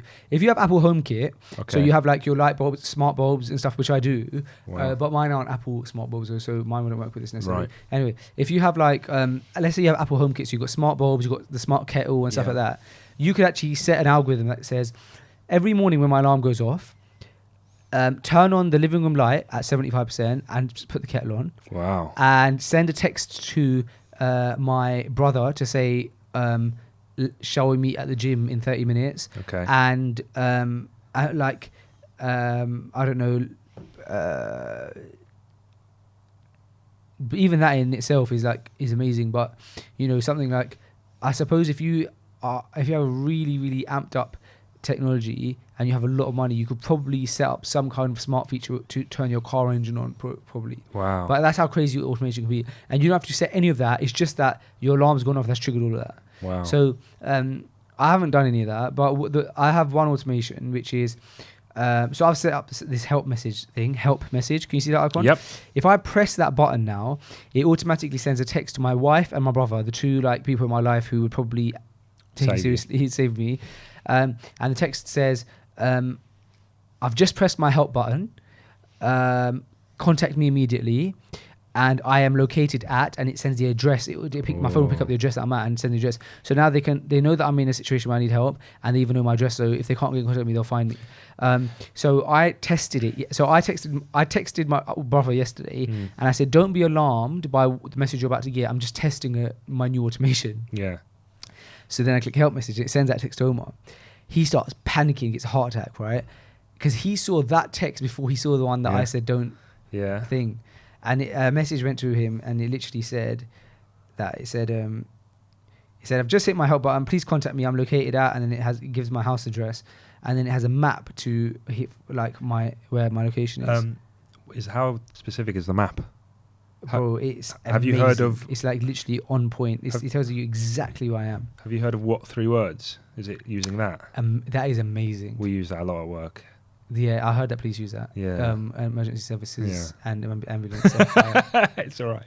Yeah. Am I gonna have to edit it out? No, it's fine. Yeah, it's really good. It's really good, especially down like south where it's rural areas and stuff. You could literally be anywhere. But how do you use it? Is it an app? Yeah. I've got it. I need to here, I download think. it. It's amazing, isn't it? It's really good. Like everyone's aware of it, so you can rest assured. Can you explain that app for those listening who don't know? Because I think it's one of the most amazing apps. What 3 words, basically? I can't remember the distance of what it is, but essentially it divides the entire planet. Oh, I've got it here. It divides the entire planet into 3-word sort of. It's every 3 meters. So literally a 3 meter by 3 meter square. So it divides the whole planet into 3 meter by 3 meter square. It could be anything, like for example, a square that literally maybe half the size of this table, maybe just the size of this table. It would have 3 words to it, individual words combinations. So it could be like pink coverings, pancakes, right? That would be it. And that would mean And it's 3 random words. 3 random words. And that means if I was to search those 3 words on the app, so from the receiving end, I would know exactly 3 meter by 3 meter where you are. So you could be anywhere. You could be in another country. Do you know what I mean? You could be in a desert. You could be on a field. It'll narrow your point. Yeah, that's Exactly. basically it. So these guys who invented this app basically found that they can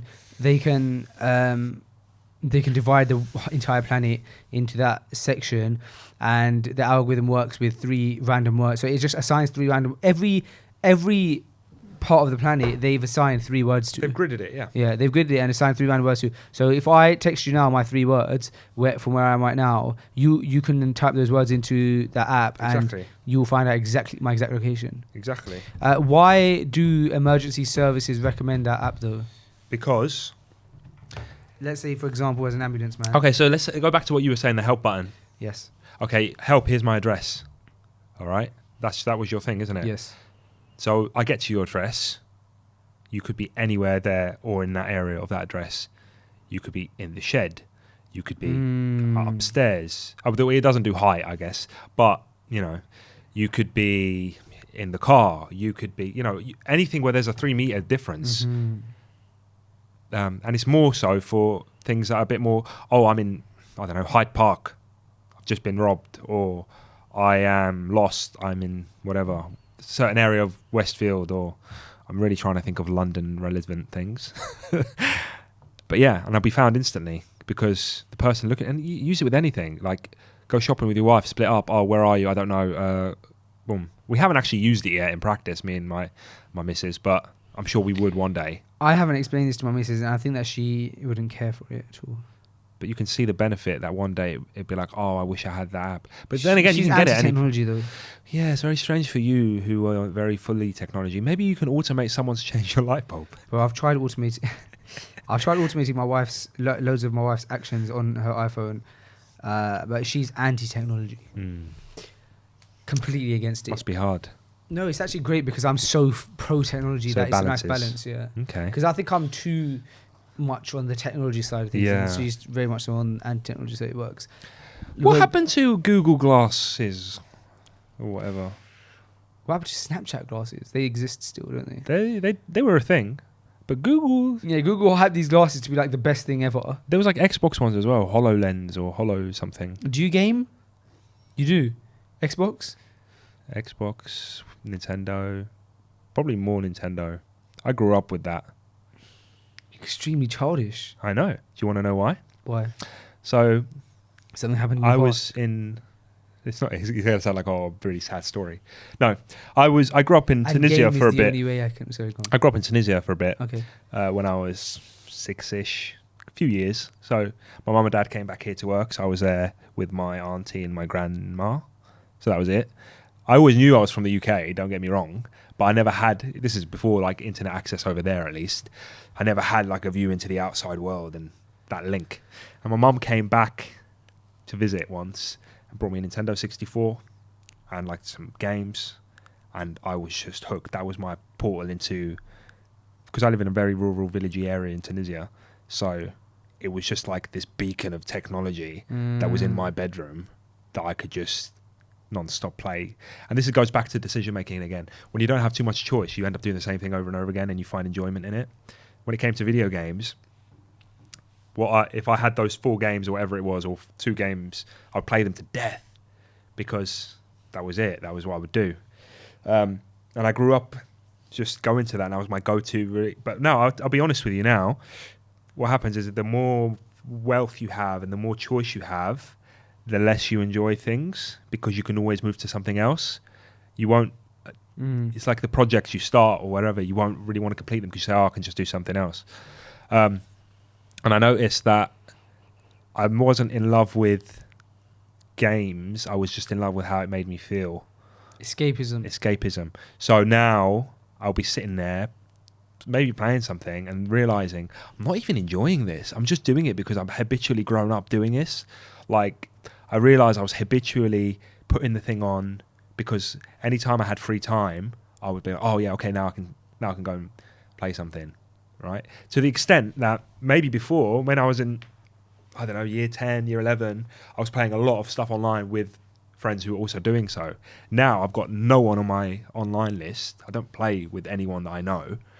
I don't really play online anyway, but I'm still doing it. So where's the enjoyment aspect of it? Because one could argue before, well, I was socialising, a lot of friends have it at the same time. Who am I competing with now? Strangers, people I don't care about? What is it? It's all that gratification element. And I found that recently that's kind of been lost to a certain extent. Do you remember when you could play like on the Xbox Live, and if you lost, you could pull out you turn the machine off, and it wouldn't count as a loss? Yeah, a lot of games are Bro, like that. And that really angered me because I used to play UFC on there back in the day when I was a kid. Like when they brought out one of their first games, I was really good at it. Yeah. And when I would play people online, I would beat them and then they'd unplug and it wouldn't count as a win on my record, and I'd get so angry. My dream growing up was to be a video game journalist. That's all I wanted to do. Wow. Because I think it might go back to that. Because when I was in Tunisia, so this is it. Once again, I had the game, I had that, and I had this magazine, a video game magazine, that, you know, they probably release every month or so. So there's always going to be different issues. But I had this one issue, one copy, that I was just reading. Do you remember what it was called? I don't remember what it was called, but I remember it was like, it had Pokemon in it, it had a few other stuff, and I was just flicking through it. It was just like my go-to thing. Kids, it's phenomenal. They'll just have that one thing and they'll go through it again and again and again and again. Oh my gosh, yeah, man. Yeah. So this is it. And I wasn't that young, but still, because my choice was minimized, it was still my go-to thing. I would have read that magazine 100 times. I would have known what's on every page, but I'd still have to open it up and look at it. Same with like films and stuff. I keep using this as an example because it was a bubble for me, because you couldn't go to the shop.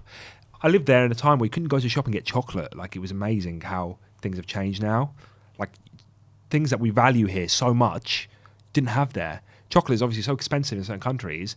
I'm not saying Tunisia is a really poor country, but just where I lived, it was quite rural and quite out of the way. Like, they'd have wafer stuff, so, you know, like that wafer stuff where it's a thin lining of chocolate. That's close you get. Crisps. It's my favourite kind. Crisps you couldn't get.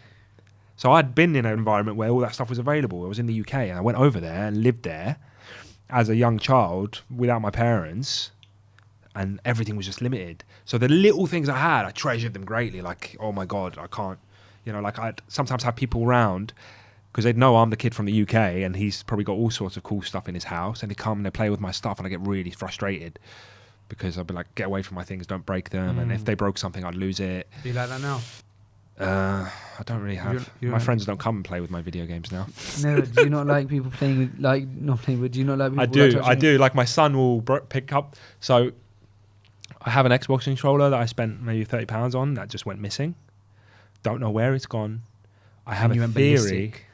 Not ballistic, no. But I have a theory. My son has either thrown it out of the window or threw it in the bin. Because he had this phase where he'd pick up stuff of ours and throw it in the bin. So I think he's thrown it in the bin, which is phenomenal, really, isn't it? SubhanAllah. And I've obviously must have not noticed, chucked it out. It's vanished from the house. Vanished. I don't take stuff anywhere. It's gone.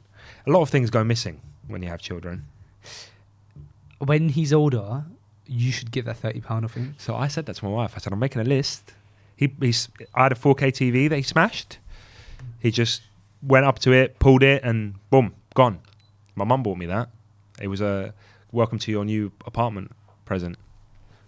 But, and my wife, sneaky, she recorded my reaction. She put a phone somewhere, I didn't see it. I came in from work. She goes, by the way, I need to tell you something. The TV was off. I need to tell you something.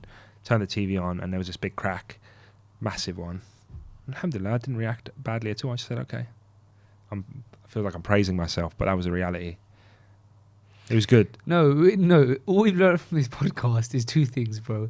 A, you put everyone before you put yourself. Wallahi barik. And second of all, you don't react to things badly. And we've learned both of those things from yourself. Thank you. So thanks for teaching us how great you are. I think you're jealous. I can make quick decisions. Now you're just teasing. What did we say about teasing, Faisal? Yeah, it's not good. It's not good. No. I love you for the sake of Allah. You know, wallahi, I love you too for the sake of Allah. Man, made one for whose sake you love me, love you back. Ameen. Ameen. Are you falling asleep? No. Bro, you should do more late night ones. You got 2 hours. Well, I'm fine. I've got a 10-minute drive home. You got 2 hours, mate. I could do this all night. I don't mind. It's worth it. I've always wanted to be on Freshly Grounded. F.G, man. You're on it. Live and in person. 125. 125. I like It's that nice, number. That's nice. Yeah, it's a nice episode to be on. Nice solid number. It is 125. Boom. Wallahi barik. It could be 126 though if you count the live show as an episode. No. And we're not going to do that. No. Yeah, we're not going to do that. They're not allowed to see live episodes. Well, they're going to see this one. Why don't you just blur it? Release it, but blur it. It's already out there, isn't it? It's already out there. It's already bro. been pirated. It's on Pirate Bay. I've actually got the behind the scenes ready. I'm going to upload that, and there's parts of that blurred. Maybe one day you could release DVDs, Oh, that's going forward in time, isn't it? Blu-rays, Yeah, and then with, like, maybe bloopers. if we get really commentary. advanced, bro, maybe if we get really advanced, what we could do is we could launch VHS. I'd buy it. I loved VHS. Yeah, VHS is the one. I like the whole crackly look of it and the nostalgia that I associate with it. Nostalgia is a wonderful thing. It is Beyblade. Oh, yeah. Totally. Marbles. No. You used to play marbles in the playground. No. Not in this country, anyway. Oh. In Tunisia, maybe. We used to play marbles. And there's one marble called the Black Magic. Astaghfirullah. Really? Mm. Don't play with them things. No, you don't play with them. That's why I can make decisions. You don't play with them, man. I'm thinking, what else? Beyblade was a phenomenal experience. Yeah, there's Beyblade. Beyblade. There was. There was this other one that you had to flick with your thumb. I don't know. Little figures. No. So, what age did you come here back from Tunisia? I was only there for 2 years, but it felt like 10 years of my life. Yeah. But you know what? That's a phenomenal thing because kids, so imagine 6 years. Imagine if I was 6 years old. Yeah. I spent 2 years there, right? Compared to 8. So what is that in terms of percentage of my whole lifetime at that point? 2 years now is nothing compared to the 26 years that I've lived. Yeah. But 2 years in an 8-year life is a long time. Do you understand? That's 25%. Exactly. That's a lot of my That life. is a big. So, Or if I full was- circle, isn't it? Because 25%, and now you're now on episode 125, Exactly. Ooh, And- is this a conspiracy? and I'm 25 years old. Right, where are the cameras? Yeah. Oh. Yeah, one camera.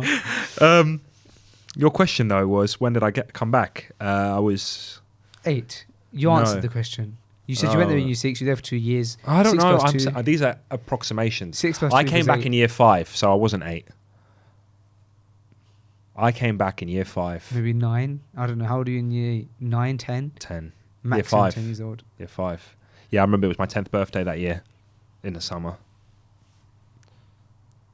10th birthday. It's a big one, isn't it? You hit the big one. I went fishing. 2 digits. Oh yeah. God, it's a phenomenal time. Gosh. What I I'll was do to be 10 again? Nothing. That's what I would do to be 10 again. I would love to be. I wouldn't want to be 10 now. Thanks. I wouldn't want to be 10 now. You'd be wearing like a Minecraft t-shirt. You'd be watching Filth.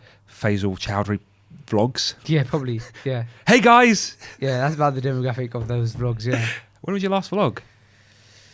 You teased everyone that you'd bring them back, and I don't think you've done one in a while. I've got the behind the scenes coming out for the event, actually, on my personal YouTube channel, Thank you where very you'll much. exclusively see me and Mom have a tearful cry. Aww. Yeah. My mum And asked it's all me. blurred. My mum asked me because my mum's looking after my boy, who I was meant to see today. Oh, she's looking after him right now? And Oh, I thought he was I in said, London. "Oh, I'm gonna go." I thought he was in London with your I in-laws. said, "No." I said, "I'm gonna go to the Freshly Grounded podcast, Mum. I was invited to come on." And she calls me later on. She goes, "What is Freshly Grounded?" I was like, "Mum, I thought you knew." And then she goes, "You know what? I don't really care." Wow. But she does know about the podcast game. Really? Right? Yeah. Well, probably because you've probably taped headphones around her head and made her listen to your My podcast. Mind Heist? Mind Heist. Yeah. Oh, yeah. I forgot to plug that. Do you still do episodes of Mind Heist? Yes, we had two. We had one last week and one week before. You do weekly episodes? We try to, but we can't. I also have a friend in the UAE. Consistency is key. I know it is, yeah. But like I said... Oh, you do it with your friend in the UAE? Yeah, my friend in the UAE, who I also send voice notes to. Funny that. It's almost like we're the same person. Yeah, shout out to Amin. He listens to Freshly Grounded. Okay. He's a big fan. I know what I mean. The Mind Heist podcast can be heard on... excuse me, I'm giving a plug right now. You know what I mean? Yeah, I know what you mean. Yeah, go on. Yeah, you can listen to it on all the stuff. It's much better than this one. Plug your podcast, bro. It's just Mind Heist. Basically, it's very topical. We'll pick something quite specific, such as, I don't know, masculinity, and we'll just go deep. We'll go deep. All right, we'll get the snorkels on. We'll get the gas tank on the back. We'll go deep. Talk. No, not flippers. I want to sink. I don't want to swim. Deep, bro. Oh. No, alhamdulillah. So the theory is that you could theoretically, probably you could do it with yours. I think yours is more guest focused, but you can go find a topic, a timeless topic, and we don't like talking about current events and stuff like that. I don't like doing that.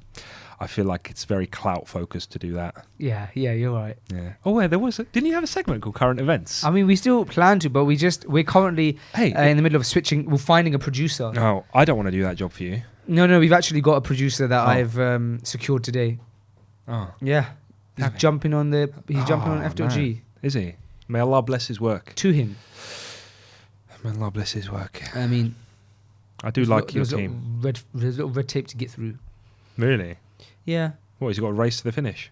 Nah, he was trying to get around his university timetable. Oh. You got to get him while they're young. Yeah. The producers. Right, squeeze him like 11. But the creatives, man, like the university students who are like into film and stuff, man, like that's good.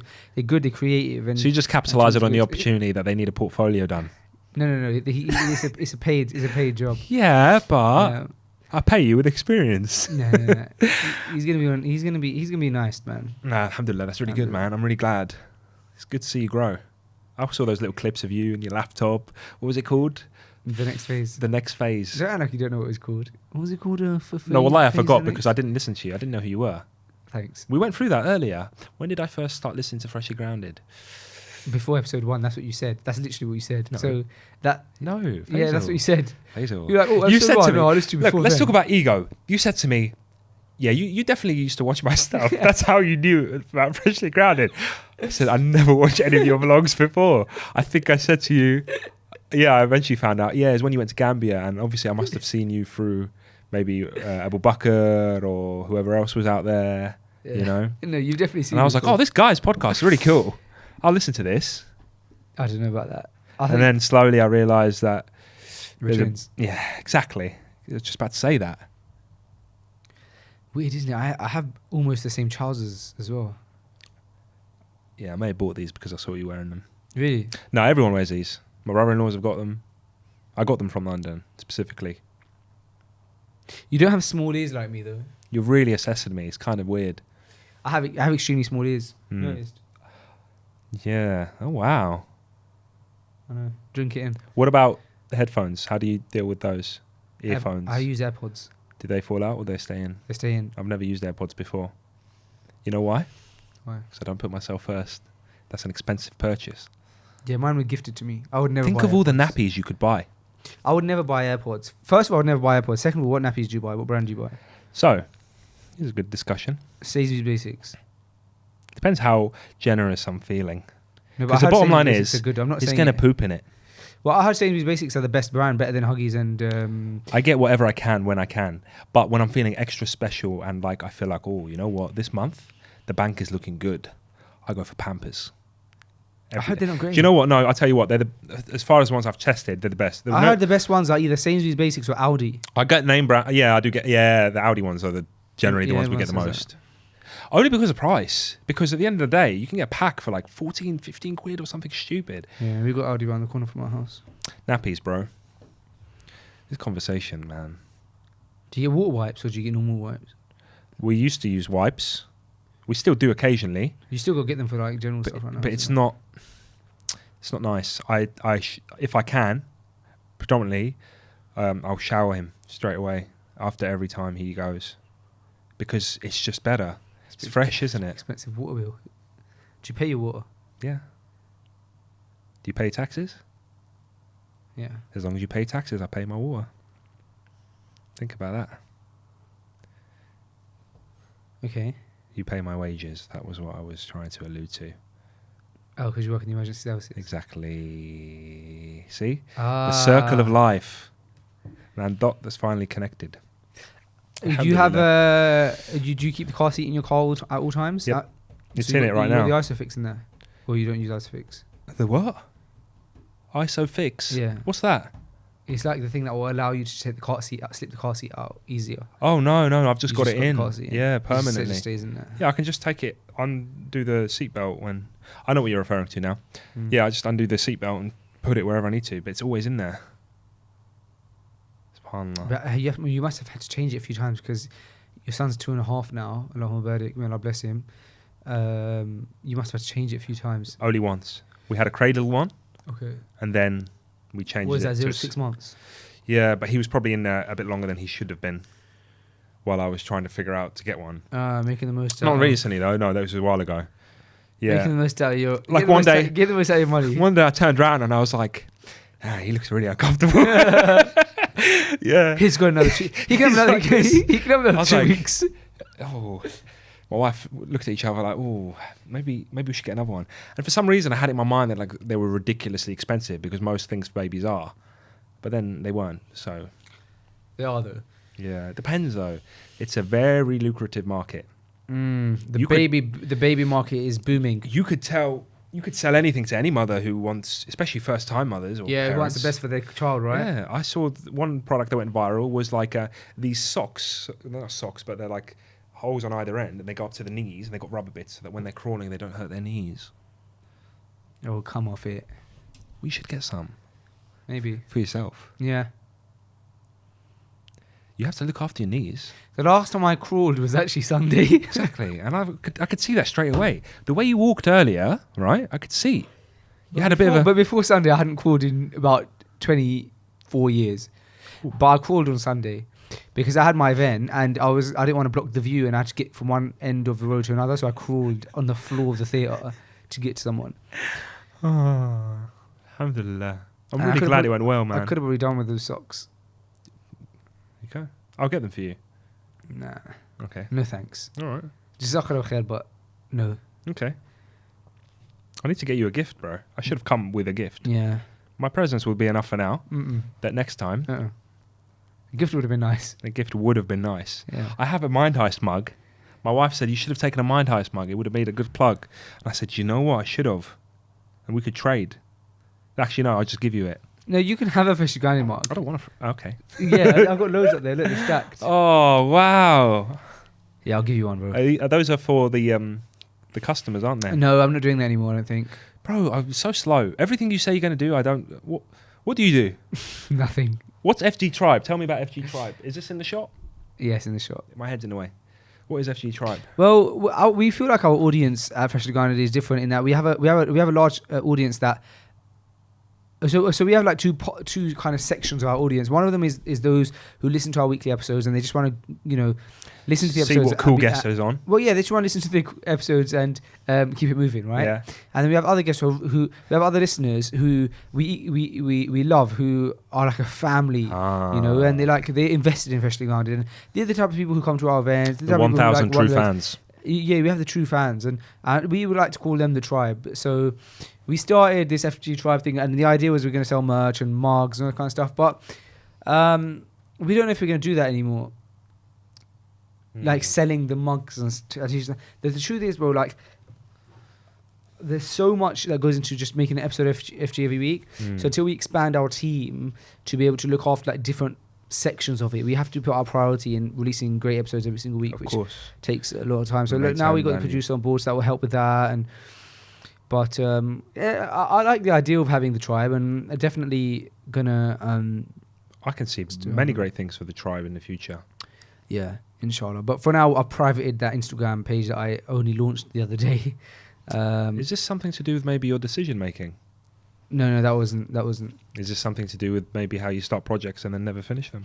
No, because that decision making was like my decision making that's bad is like instant decision making that's bad. Okay. It's like, do I want? Like, I'll give you another example. Just you probably didn't even notice this, but as I was making our coffees, I couldn't decide whether to have Blanco Forte or whatever it's called, or hazelnut. Right. And I was really struggling with that decision. And I don't know if you clocked. I was like playing with both of the pods, deciding which one I want. We need to get to the bottom of this.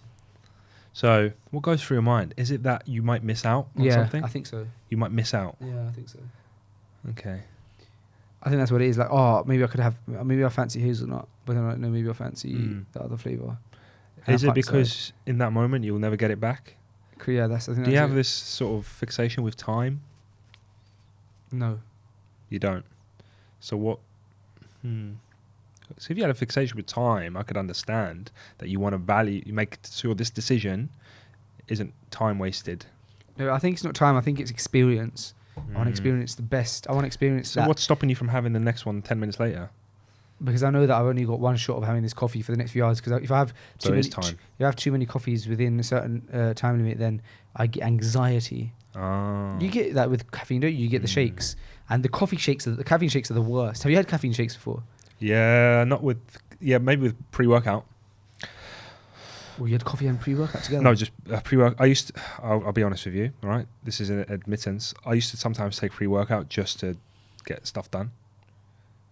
Yeah. That's the start of addiction. I don't do it obviously anymore, but I created Pure XI on pre-workout. It was almost like, because I needed to stay up and I had this phenomenal idea and I didn't want to waste time. I just wanted to get along with it. And I just created like a bajillion designs and picked 5 of them and produced them and got in touch with manufacturers and all this stuff. And suddenly the next morning, there was an established company. Registered? Yeah. Well, obviously I didn't register it the next morning, but you know. You can't register a company extremely fast. Really? Even when offices are closed? Yeah, you just need £12. I didn't know about that. I didn't know about all of that stuff until later on. I'm talking about like the mandatory sort of... Anyway, Pure XI isn't anymore. It's just floating around. You got good relationship with your manufacturers? Or do you use different manufacturers, different things? I had 2 main manufacturers. Yeah. Well, Pure XI, this is the thing. Pure XI is quite interchangeable because if I'm in it to win it, I'm like, I take control of everything. And then I started realizing that actually I don't need to, because a lot of the time there's stuff that I like that I'll sell that isn't designed by me or whatever. Do you know what I mean? So if you go into Top Man, there's Top Man stuff and then there's other branded stuff. It's more of a hub for clothing. Who designed, where did you get that balaclava from? The one with the Diamante one? That was from, I didn't design that. That was almost like a prop. I bought it from a designer who designed a stage outfit for Usher. That's what he has on his bio anyway, whether that's true or not. So you bought it for Instagram? Yeah, someone abroad. You just said, I like this, can I buy it off you? He was selling them, I think, for other models and stuff like this. It was during an era where other artists, like I say artists, but you know, musicians or whatever, were using masks and stuff. It was. How much did it cost you? You asked very personal questions here. I don't really remember. More or less than £50? More. That's a joke. Yeah. It's a good mask though. Yeah, I like it. It was, listen, Pure XI, what was a goal? What was a mission? It was to blast competition out of the water into my field. No, it was. And a lot of people say, oh, I've heard of Pure XI. It blasted competition out of the water. I heard Izal shut down after Pure XI. Yeah, I remember messaging you. Not you as you, because I didn't know who was behind his art at the time. Yeah. I remember messaging you through Pure XI. Yeah. I've still got the message here somewhere saying, oh, I really like what you do, keep going. Like giving you words of encouragement. Yes, she did. What did I say? Should we go down? Bro, you know what I love is that obviously we haven't met before, but for years kind of our businesses we were actually like direct competitors in business, weren't we? Yeah. With Izalha and Pure XI. Yet look at this is the beauty of the Muslim Brotherhood, is that there was never any tension there, and you actually showed so much love towards Izalha. I thought that was commendable. 11th of October 2016. Yeah. 2016. 2016. That's 3 years ago. Great work on that Barhath. Remember Barhath? Because they interviewed me and then they interviewed you. Oh, they interviewed you That's first? how I found out who you are. Because I read that interview. Because they interviewed me And they were talking about clothing and all this I stuff. see. This is it. I just remembered, subhanAllah. Wow. It's phenomenal. When they interviewed you, the first paragraph was the same as mine. So I messaged him, the brother behind who interviewed you, and I said, Akhi, I think you made a typo. SubhanAllah, can you imagine? I said, I think you made a typo because you've written the same thing for both of us. He goes, no. The brother Faisal also studied criminology and he's your age. I was like, oh, that's weird. Yeah. I remember that. If you were to compare them both. That was the other thing we forgot to mention, that we both started Arabic clothing lines. Exactly. Well, we said Pure Xi is Oh, did we say that? Yeah. But how dare you say Pure Xi is just an Arabic clothing line? Okay, it was much more than that. Yours was. Yeah. No, I'm joking. But yeah, so this is what we messaged. So you said, who messaged first? I messaged you because I Okay. saw your interview, and then I said, you said Jazakallah khair, my brothers, thinking obviously that I'm much bigger than I was. I pray you are in the best health of your man. I said, Alhamdulillah, I hope you brothers are too. You brothers. It was just me. Look at us both assuming the best of each other. Delusions of grandeur. Yeah. Oh, they must be so successful. Thanks, brothers. By the way, What, that's for meanwhile, everyone. I'm sitting Every my Muslim mum's- company yeah. that you see, they do a phenomenal job of making them look like bigger than they are, which is good. I like that. It's good to give that aura. For example, when I used to message people, instead of saying I will, I say we will. Simple things. Immediately you feel and it separates you from the ego of it all. Okay, if someone asks you about Freshly Grounded, because do you say I or do you say we? No, with Freshly Grounded, we recently. We. No, Freshly Grounded is we though. No, we. Go on. But it's you here. Right No. now. I'll explain why. So with Zaha, I always used to. It was me who's controlling everything. But would you speak to your customers? I would say we, correct. Exactly. With Freshly Grounded, genuinely, loads of people have access to Freshly Grounded Instagram. Yeah. Right? And especially around event time, around event period, people answering DMs, and it's not me around event time, it's for sure. So with Freshly Grounded, genuinely, it's a we thing, because Definitely. now we have different people managing the social media. Of course. Whereas before it was just me on Freshly Of Grounded. course. But that's only recent. Mm. Like the other on event day, there's 3 people who are logged into Freshly Grounded Instagram. Mm. We had our social media, the person who does our social media on events, who she does an amazing job on the stories. If you see the stories on event time, she smashes it. Okay. And then Kareem, one of the event managers, logged into Freshly Grounded Instagram. I'm obviously logged into Freshly Grounded Instagram. Sam sometimes is, but I also change the password regularly because we you have. don't want him on there. No, not for Sam. Sorry, that sounds like I changed it because of Sam. I changed the Instagram password for Freshly Grounded because around event time we have quite a few people logged in, so I have to change it because we need people to be logged in, because someone has to be answering all the DMs around event time, someone has to be storying and stuff like that. Wow. So that is now a wee thing, which was good, to be honest. Kareem, is he the one who lives in Spain? Yes. Oh, I spoke to him before online. Does he have social media anymore? No, he deleted his social media. I thought so. He disappeared off my thing. Yeah, he's disappeared completely off the grid. You'd have to have his mobile and Tell him I said hello. Our relationship didn't blossom to that point, but it did start to. I think he It's knew tough me. because if you tell me to tell him you said hello, I have to actually tell him. So it's better if you don't ask me to do that. I've already asked you, and it's on camera, and it's recorded, and it's evidential. That's tough, man. Yeah. I'm gonna do it now so that I don't forget. No, I'll remind you later. Oh look, I'm getting loads of messages from people. Wow, so popular. No, Say we are busy. No. Sorry, it's just from. I've got nothing. No, it's just from Sam Abdul Samad. Sam Abdul Samad. I don't know who that is. No. What are those? What's that? What's those purple things? The tablecloths. Oh, okay. I thought they were like capes. How long have we been going for? We've been going for 2 hours now. Really? Yeah, it's long. Felt like longer. Oh, thanks. I was just draining you. It's good. I've enjoyed this. So have I a lot. Really? This has been one of my favourite episodes, yeah. For real? Yeah, it's just a nice chat and natter, isn't it, with the brother? Yeah, I did say that. Late night. Late Bro, night. these are. So you thought we owned Freshly Grounded cloaks? I would get Fresh Grounded everything. Just think for a second. Using your A-star A-level brain, Wow. why would we have Freshly Grounded cloaks? Answer that question. It's not cool, isn't rhetorical. it? It's cool. I think it's cool. I think it'd be cool. I'd get one. Or are they tablecloths for our events? Why would you eat on a Freshly Grounded thing? The tablecloths, bro. Okay. Why aren't they on the table? They're for our events, obviously. For like the registration desks and stuff. Oh, please sign in. Yeah, sign in. Here's a free wristband.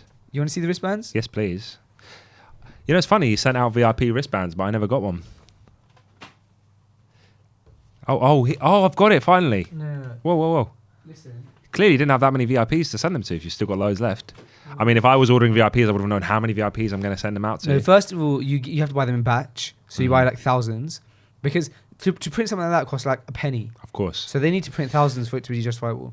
Second of all, I know you didn't get one, but it was a bit of a PR stunt. I know. Because it would have been very difficult for the VIPs that already bought tickets to then give them a VIP wristband. The VIP wristbands in this event meant nothing. You're so real. I really admire that about you. Like, What? you don't worry that, you know, you're letting all this valuable, juicy information slip out into the public. Ooh. Yeah. Yeah, I think it's the late night talking. Yeah. My mum used to say, late night, she said it in Moroccan, but she said, like, late night talk is covered in butter, meaning like, you know, it's just slippery. You just say a lot of stuff that you wouldn't say at maybe Dawn. dawn or 9 a.m. Say that statement in Moroccan. كلام الليل مدهون بالزبدة. That might be Tunisian. I could be wrong. You need to get your facts right. I need to get what? To get your facts right. You're very phony. Phony. Yeah, phony. No, do you know what it is? It's because it's rude. I know. It's because it's Sam, Okay. freshly grounded, Yeah. and we're literally on freshly grounded. Okay. So he's part of this. Regardless of if he's on that chair or not, he's part of this, bro. Nah, he's- Tell him I'm keeping his seat warm. Probably not. Hmm. But no, sorry, it is very rude of me because we're having such a relaxed I conversation. mean, earlier you picked up the phone talking about Yeah. wrenches and spanners. Same thing, okay? But they're not the same thing. They're very different. all right, A wrench and a spanner, they're completely different things. wrench, spanner.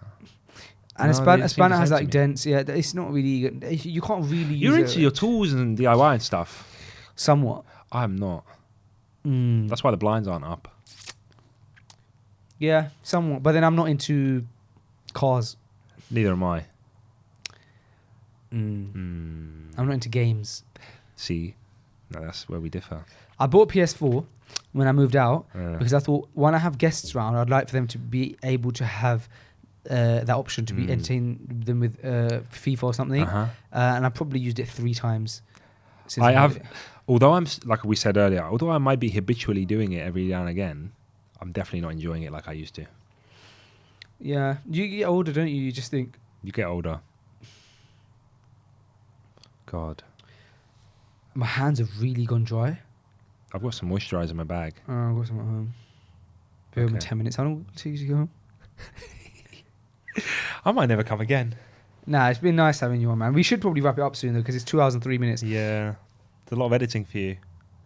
0 editing. Oh, you've got that. You're right. Got What? the editor over there. No, but as in, it's not a lot of editing. Why would it be a lot of editing? Because you got a lot to bleep out. You exposed yourself many times. All right. You said that I say we when I mean me. You said that. What else? There was something else recently. Oh, the VIP, The VIP tags. events, yeah. You know, it was all a sham. There were no VIPs. Firefest. Yeah. Could you imagine? They didn't even get back rubs. There's no VIP treatment whatsoever. Didn't get to pick seats. All right. They wanted sign and meet and greet afterwards. Jibril got a photo with. He wasn't even on the stage. He was very upset by the Jibril. If you're watching, he was very upset that he wasn't in this lineup. Was he? Yeah, very No. upset. He was. I've still got a conversation. Really? Yeah, he sent crying gifts and stuff like that. Had to really, you know. Jibril's a beautiful brother. Love him for the sake of Haven't met Allah. him yet. You haven't met him? I was meant to meet him Saturday. Didn't Beautiful plan brother. out. He's a beautiful brother, man. Yeah. Yeah, he's a good brother. He's very sincere. He gave me a beautiful, sincere phone call as well before the event. Allah Barak. Yeah, Lombardic is a beautiful man. He's a beautiful brother. Mm. And he gave me his congratulations after the event as well and stuff. Gave you a bit of criticism as well, didn't he? Yeah. Mm. When? Just before the event. Yeah. He Mm. rang me with that. Really? Yeah. He should have just rang you instead of putting it all over his Instagram. Nah, man, it was nice. He rang me and he was Yeah? like, yeah. Brutally honest with you. Well, you need to have He honest said, conversations. listen, this colour purple, it's just not doing it. No, he didn't say that. No. Purple works great with freshly grounded. I doesn't do. it? It's good. Isn't it? Talk to me about the name. Omar came up with it. And what was the theory? Well, it has a dual meaning. Okay. So freshly grounded. Sam and I were both really into coffees, and Sam also owned a coffee shop at the time. Oh, yeah. So that's why the freshly ground bit comes from. Okay. Freshly grounded. Obviously, the coffee term will be freshly ground, but freshly grounded is like we're trying to be humble and grounded. That's only Sam just was dawned upon me. Sam was a new Muslim, so he was freshly grounded. Wow. I hadn't just started practicing, so I was freshly grounded. Wow. So there's many meanings. Mind blown. Yeah, mind heist. That was brilliant. So talk to me about the meaning behind mind heist. So we came up with it. It might have been me. I don't know. Let's not take the glory. We wanted to delve deep into people's thought processes, break down why people do what they do in certain situations, and how the mind reacts to any calamity or any sort of situation or any responsibility in light of the sunnah. So how do we practically apply that stuff into real life situations? And the heist is that. Some things take over your mind and you just don't think straight. It could be anything that happens. You don't know how to react. We were talking earlier about decision making and how a lot of those decisions are taken away from us for the religion. But how do you practically apply the religion in those situations? Mind heist. Interesting. I'm not shouting out mind heist like it's the next big thing. All right. You kind of are making it seem I'm like saying that it is the big thing right now. No, I see. Fine. No, it's good. I need to do better. I need to do better with consistency. But Consistency is key, bro. of course. But it depends what goals are. My goal is to put things out.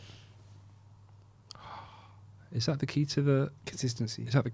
It is, isn't it? The key to the Consistency. to the thing. All right. Consistency. You handed me the keys to the castle. Do you want keys to consistency? Do you know what you speak a lot about freshly grounded continuing on if Yeah. anything was to happen to you, Yeah. and I think I'd be brilliant. I'll tell you that now. So if you have a list of people, right? I have people in mind who would take it over if I died, yeah. Yeah. But I haven't written it down, so how would anyone know what was in my mind? Because I'd be dead. This is what I'm saying. I'm giving you suggestions to write it down. Don't forget to put my name at the top of the list. Write it down, and I'll continue. I think me and Sam would have a brilliant chemistry. Sam doesn't really enjoy people. You don't know. Me and Sam could have known each other back in. He lived in Brighton, didn't he? No, He did. I don't think so. He did. He mentioned it on the podcast because I'm a true fan and I heard it. He said he used to live in Brighton for a bit.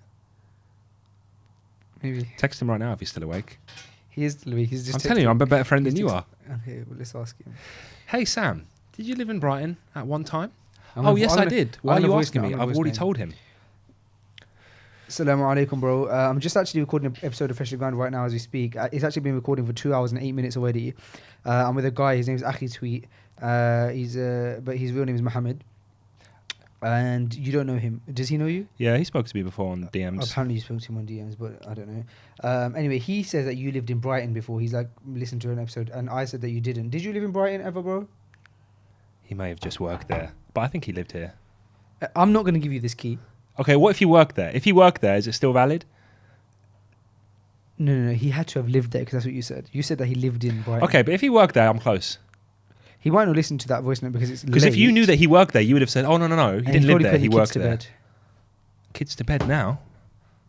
Well, they could do. No, he could. Well, he that's could very be. late. They could have woken up. That's true. My son wakes up and gets in the bed with us, and I don't even remember. It just happens. I wake up in the morning and he's there with his foot in my mouth. Just This is a very He actually. anxious time. It's crazy because Sam was online. When I sent that voice note, and then he didn't listen to it, and then he went offline. It's almost as if he's probably going to text me instead. Oh no, I don't have his number. Imagine if he texted you and was like, "Are you doing Freshly Grounded Faisal? Why?" How have you got my number?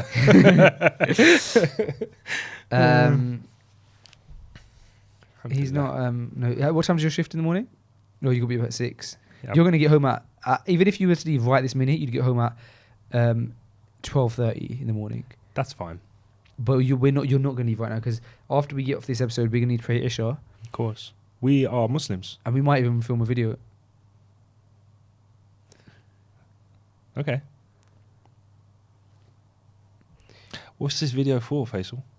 For potential upcoming project, depending on my mood on the day. Faisal makes projects with people he's only met twice. That's probably true because I met Sam like once before we know. started Fishing Island. I know. Because I'm a true fan. Yeah, and you So- think Sam lived in Brighton, so He did, bro. well. Look. The fact that he's not even listening to the voice note just speaks. Have you ever volumes. thought of live streaming new episodes? Yeah, we actually have the live streaming kit now. That's brilliant. That'd be really enjoyable. Yeah, but I wouldn't be able to do it with you, bro. I have to do it with someone who I fully trust that on live. I think you'd podcast. rather do it while I'm sitting here than on the chat, because then I'll write stuff in the chat that will throw you off completely. Sabotage from Remember when we abroad. said about friends, you know, being a safe space? Bro, friends is a strong word for me and you. We've only just met. Okay? Twins. Slow down and keep your hand over there. Twins, though. Yeah, definitely. Oh, do you think that Sam's going to answer this DM DM. Yeah, actually, imagine if I was still DMing Sam after all these years. Like, he wouldn't give me his number, and we were I've DMing. got people like that I've known for years, and But what, that you have a business with? One of my best friends and business partners and podcast hosts, Sam. we got to keep DM. that work-home life balance, you know. Yeah. He's It's not funny gonna because reply. he was You're staring messaging me right now. Yeah, he was messaging me, and then I sent him a voice note, and he's chosen not to listen. He's disgusted that you had to ask such a basic question. I- Everyone would know. Well, he hasn't listened to the voice note yet. He's probably just thinking to himself, it's 10:31 at I don't night. want to wake my kids up with this voice note. Why am I going to listen to a voice note? Send him the help me. Oh, that'd be so bad. That's for emergency situations. This is an emergency friendship question. Does he make like a very distinctive notification sound on the other end? That would be nice. No, it doesn't. No. It's automate. No, it doesn't. Oh man. Have This you is ever been in an This emergency is potentially- situation? This is potentially the longest episode of Freshly Grounded.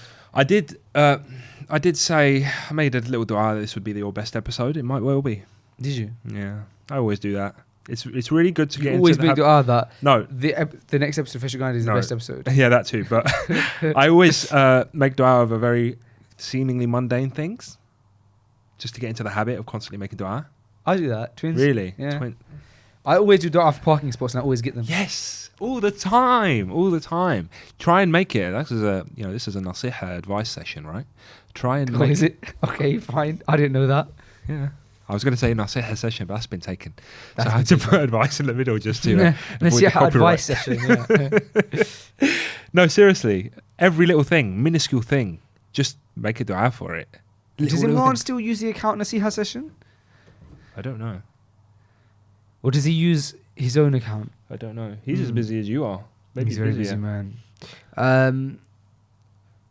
What was the Nasiha that you were just about to drop? I already said it. If you were listening, I said try and make dua for even the smallest mundane things. I see. Right? Oh, you got excited then. You thought this was it. The reply. Yeah, I did get excited, and it was a DM. This is a very bad episode for listeners. No.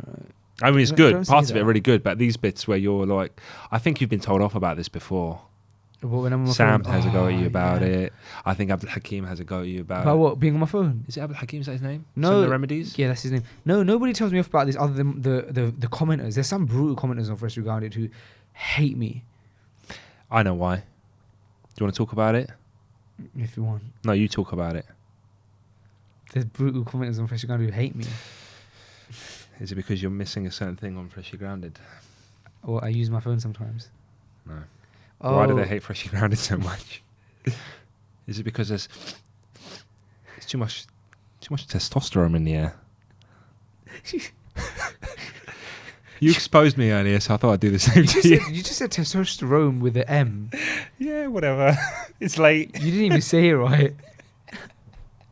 That's because there's too much testosterone in the air. I think you should address it, bro. But that's just my opinion. Address what? Why you won't have a female talking to you at 10 o'clock on this side of the... That's it. Don't need to say any more than that. You've explained yourself quite clearly there. Nah, bro. Look, I'm happy to discuss it, but I've made it very clear in the past as well. I've said that we've had one or two people ask, and we don't even have to take it. We don't. The discussion doesn't even Need to be had. Need to get as far as Islamic, bro. Yeah. And I'll continue that in a second. But I've just received a message from Abdul Samad. He said, "Wow." That's what he said. Who? Sam, he just said, "Wow." We don't know what that means. It means you forgot. It means you forgot. Guys, it means he forgot. Sam has said wow. And he's still typing. No, but I almost moved there many years ago. But he used to work there then. Thanks, bro. Thanks, bro. Knew I didn't get my capital letters, best friends info wrong. He must have made a mistake. I wouldn't have got that out of nowhere. That's such a key detail that was so relevant to where I live that I thought he must have done the same. Maybe he worked there then. Anyway. It's a long commute. Let's speak about this. So, look. We can have the discussion on an Islamic level, of course.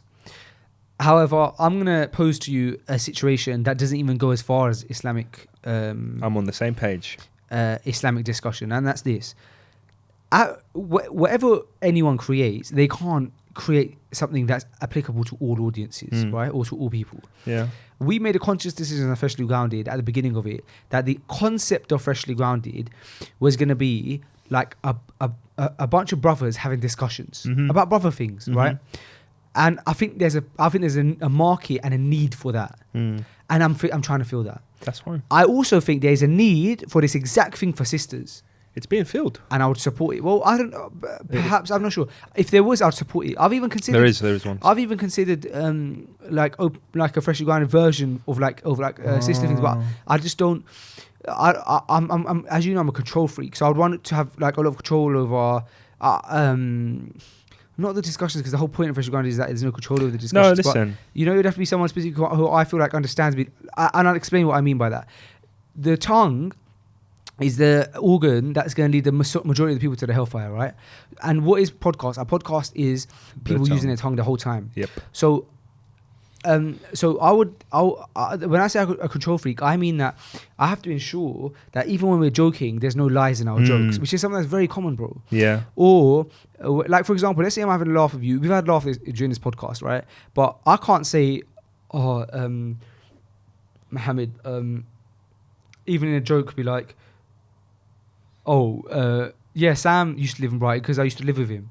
Because it's a lie, Akhi. You can't... even and it's a bad joke. Yeah. And a bad joke... I was more concerned with that. Yeah. That joke shouldn't be permissible either. But my point is, bro, that's the kind of stuff that we try and police within Freshly Grounded without maybe it being noticed. Right? Lies when joking. Exposing sins. Yeah. Akhi, there's loads of things. Like a person shouldn't expose their sins. So in conversation, naturally, bro, sometimes you have guests on and they say, bro, you know what? Back when I was at the club, back in the day, but obviously now, and you have to analyze that conversation and say, okay, is that person exposing his sins? If so, is there a situation where that's permissible, like helping other people? If so, has he done it in the characteristics that a Muslim should be doing it in, which is that he should still be vague with it? Now, if he hasn't done those things, I have to cut that section out. Yeah. Now, imagine I give free reins to someone. Like, they have to know those things. So, not saying that they don't. I'm not saying that I know them best, bro, but I haven't been able to achieve that. So, anyway, back to the situation where why we don't have female guests. So the concept of Freshly Grounded, I felt a niche was needed where there was this like podcast where the concept and the ambience of it is that it's like lads having a chat, or a bunch of brothers having a chat, and an insight into the mind of a Muslim brother. Of course. Now, first of all, yes, I think that's needed for the sisters, and I would if done in the correct way, I would support it. Of course. Because I think people, when they ask that question, they ask with the idea of criminalizing you. Yep. So they're asking, it's a loaded question. They want to trip you up. Why don't you have sister? Like, but I'm open to the question. Of course. And because I'm very comfortable with the answer, and I'll continue the answer because I think that this would help with understanding my mindset. First of all, I would support if the sisters do that. Also, I do support podcasts that have sisters on, bro. Ilmfeed have sisters on. Yeah. And I think that is great and is needed. And they had a sister on recently who spoke about something very powerful, and she spoke about how sisters, throughout the general average life of a sister, she will miss I think something like 12 years or 20 years worth of praying because of her menstruation period. Of course. I thought that's such powerful, and sisters need to hear that. And she was explaining how they can still increase their iman during those periods. I believe that sister has got a group of sisters that do podcasts. My wife listens to... Oh, really? Fair enough. Yeah, my wife listens to their podcast. Okay, I don't listen to it personally. Fine. But she doesn't stop sort of raving about it and promoting it. Okay, yeah, I heard it. I heard that snippet, and I think it's amazing. So look, that's my first point, Yeah. right? And to defend that point, there's loads of... The reason I feel like that question is loaded is because I feel like people, because they know that you're Muslim, Yeah, of course. they want to assume, or some people assume that you're oppressive to women or something. Yeah, Bro, the strongest person in my life is a woman, of course. my wife. Yeah, of course. And I give her all of the credit for doing that. So I don't have that negative feeling Yeah. towards women at all. Yeah. However, I feel like there's many podcasts that I listen to that are focused around combat sports, that are focused around different fields, right? And in non-Muslim podcasts, and they never have women on them.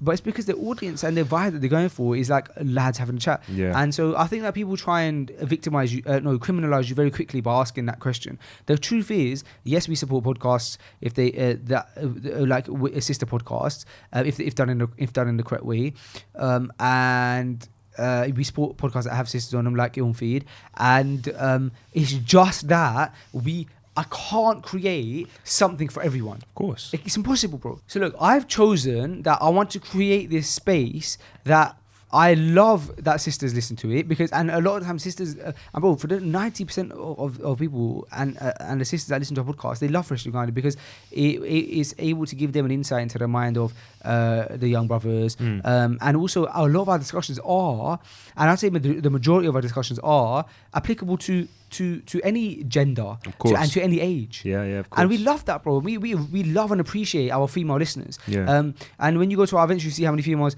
come to the event, and we're not anti that. Of course. But I don't think that I could pull off the responsibility of representing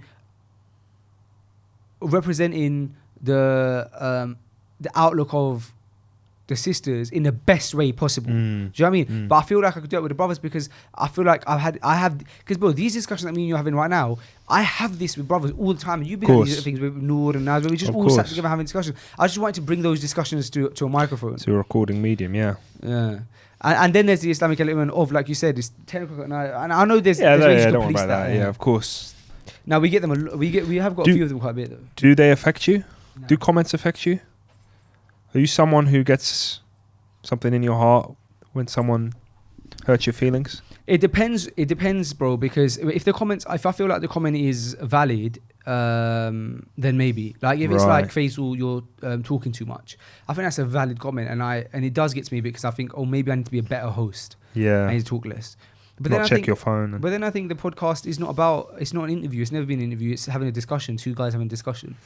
But when it's comments that are negative, that I feel like I'm completely comfortable with, yeah, it doesn't get me. Because that's good. You're gonna have negative people anywhere and everywhere. But like I said, the 99% of our audience are they are so loving and so understanding. And do you know what the craziest thing is, bro? When we get one negative comment, we have at least 3 people commenting on that comment who defend us. Yeah, the tribe. Okay, bro, it's been 2 hours and 25 minutes. That's fine. Leave now. I'm going to go home, I think. You have 3 days worth of rights on me, but leave now. Actually, I think I've seen you again on Saturday. All right, bro, Jazakallah khair for joining the podcast. It was lovely. Thank you very much. And I appreciate it. And I love you for the sake of Allah. And, we're twins. We are twins. Yeah. God, late night podcast is a sleepy podcast, man. It is, man. My voice has changed. Because it's Thursday night and these go out on Friday, I've actually got to edit it right now. That's your fault. You came down. You took too long trying to choose what to eat, and then the delivery driver got lost, and hoovering, Hoovered the office, phone calls. What coffee should I have? These things add up. Spanner or wrench. Comment down below, spanner or wrench. Thank you guys so much for listening to episode 125 of Freshly Grounded with Akhi Tweet. Thank you, and enjoy the rest of your day or evening or morning. Assalamu alaikum. Assalamu alaikum.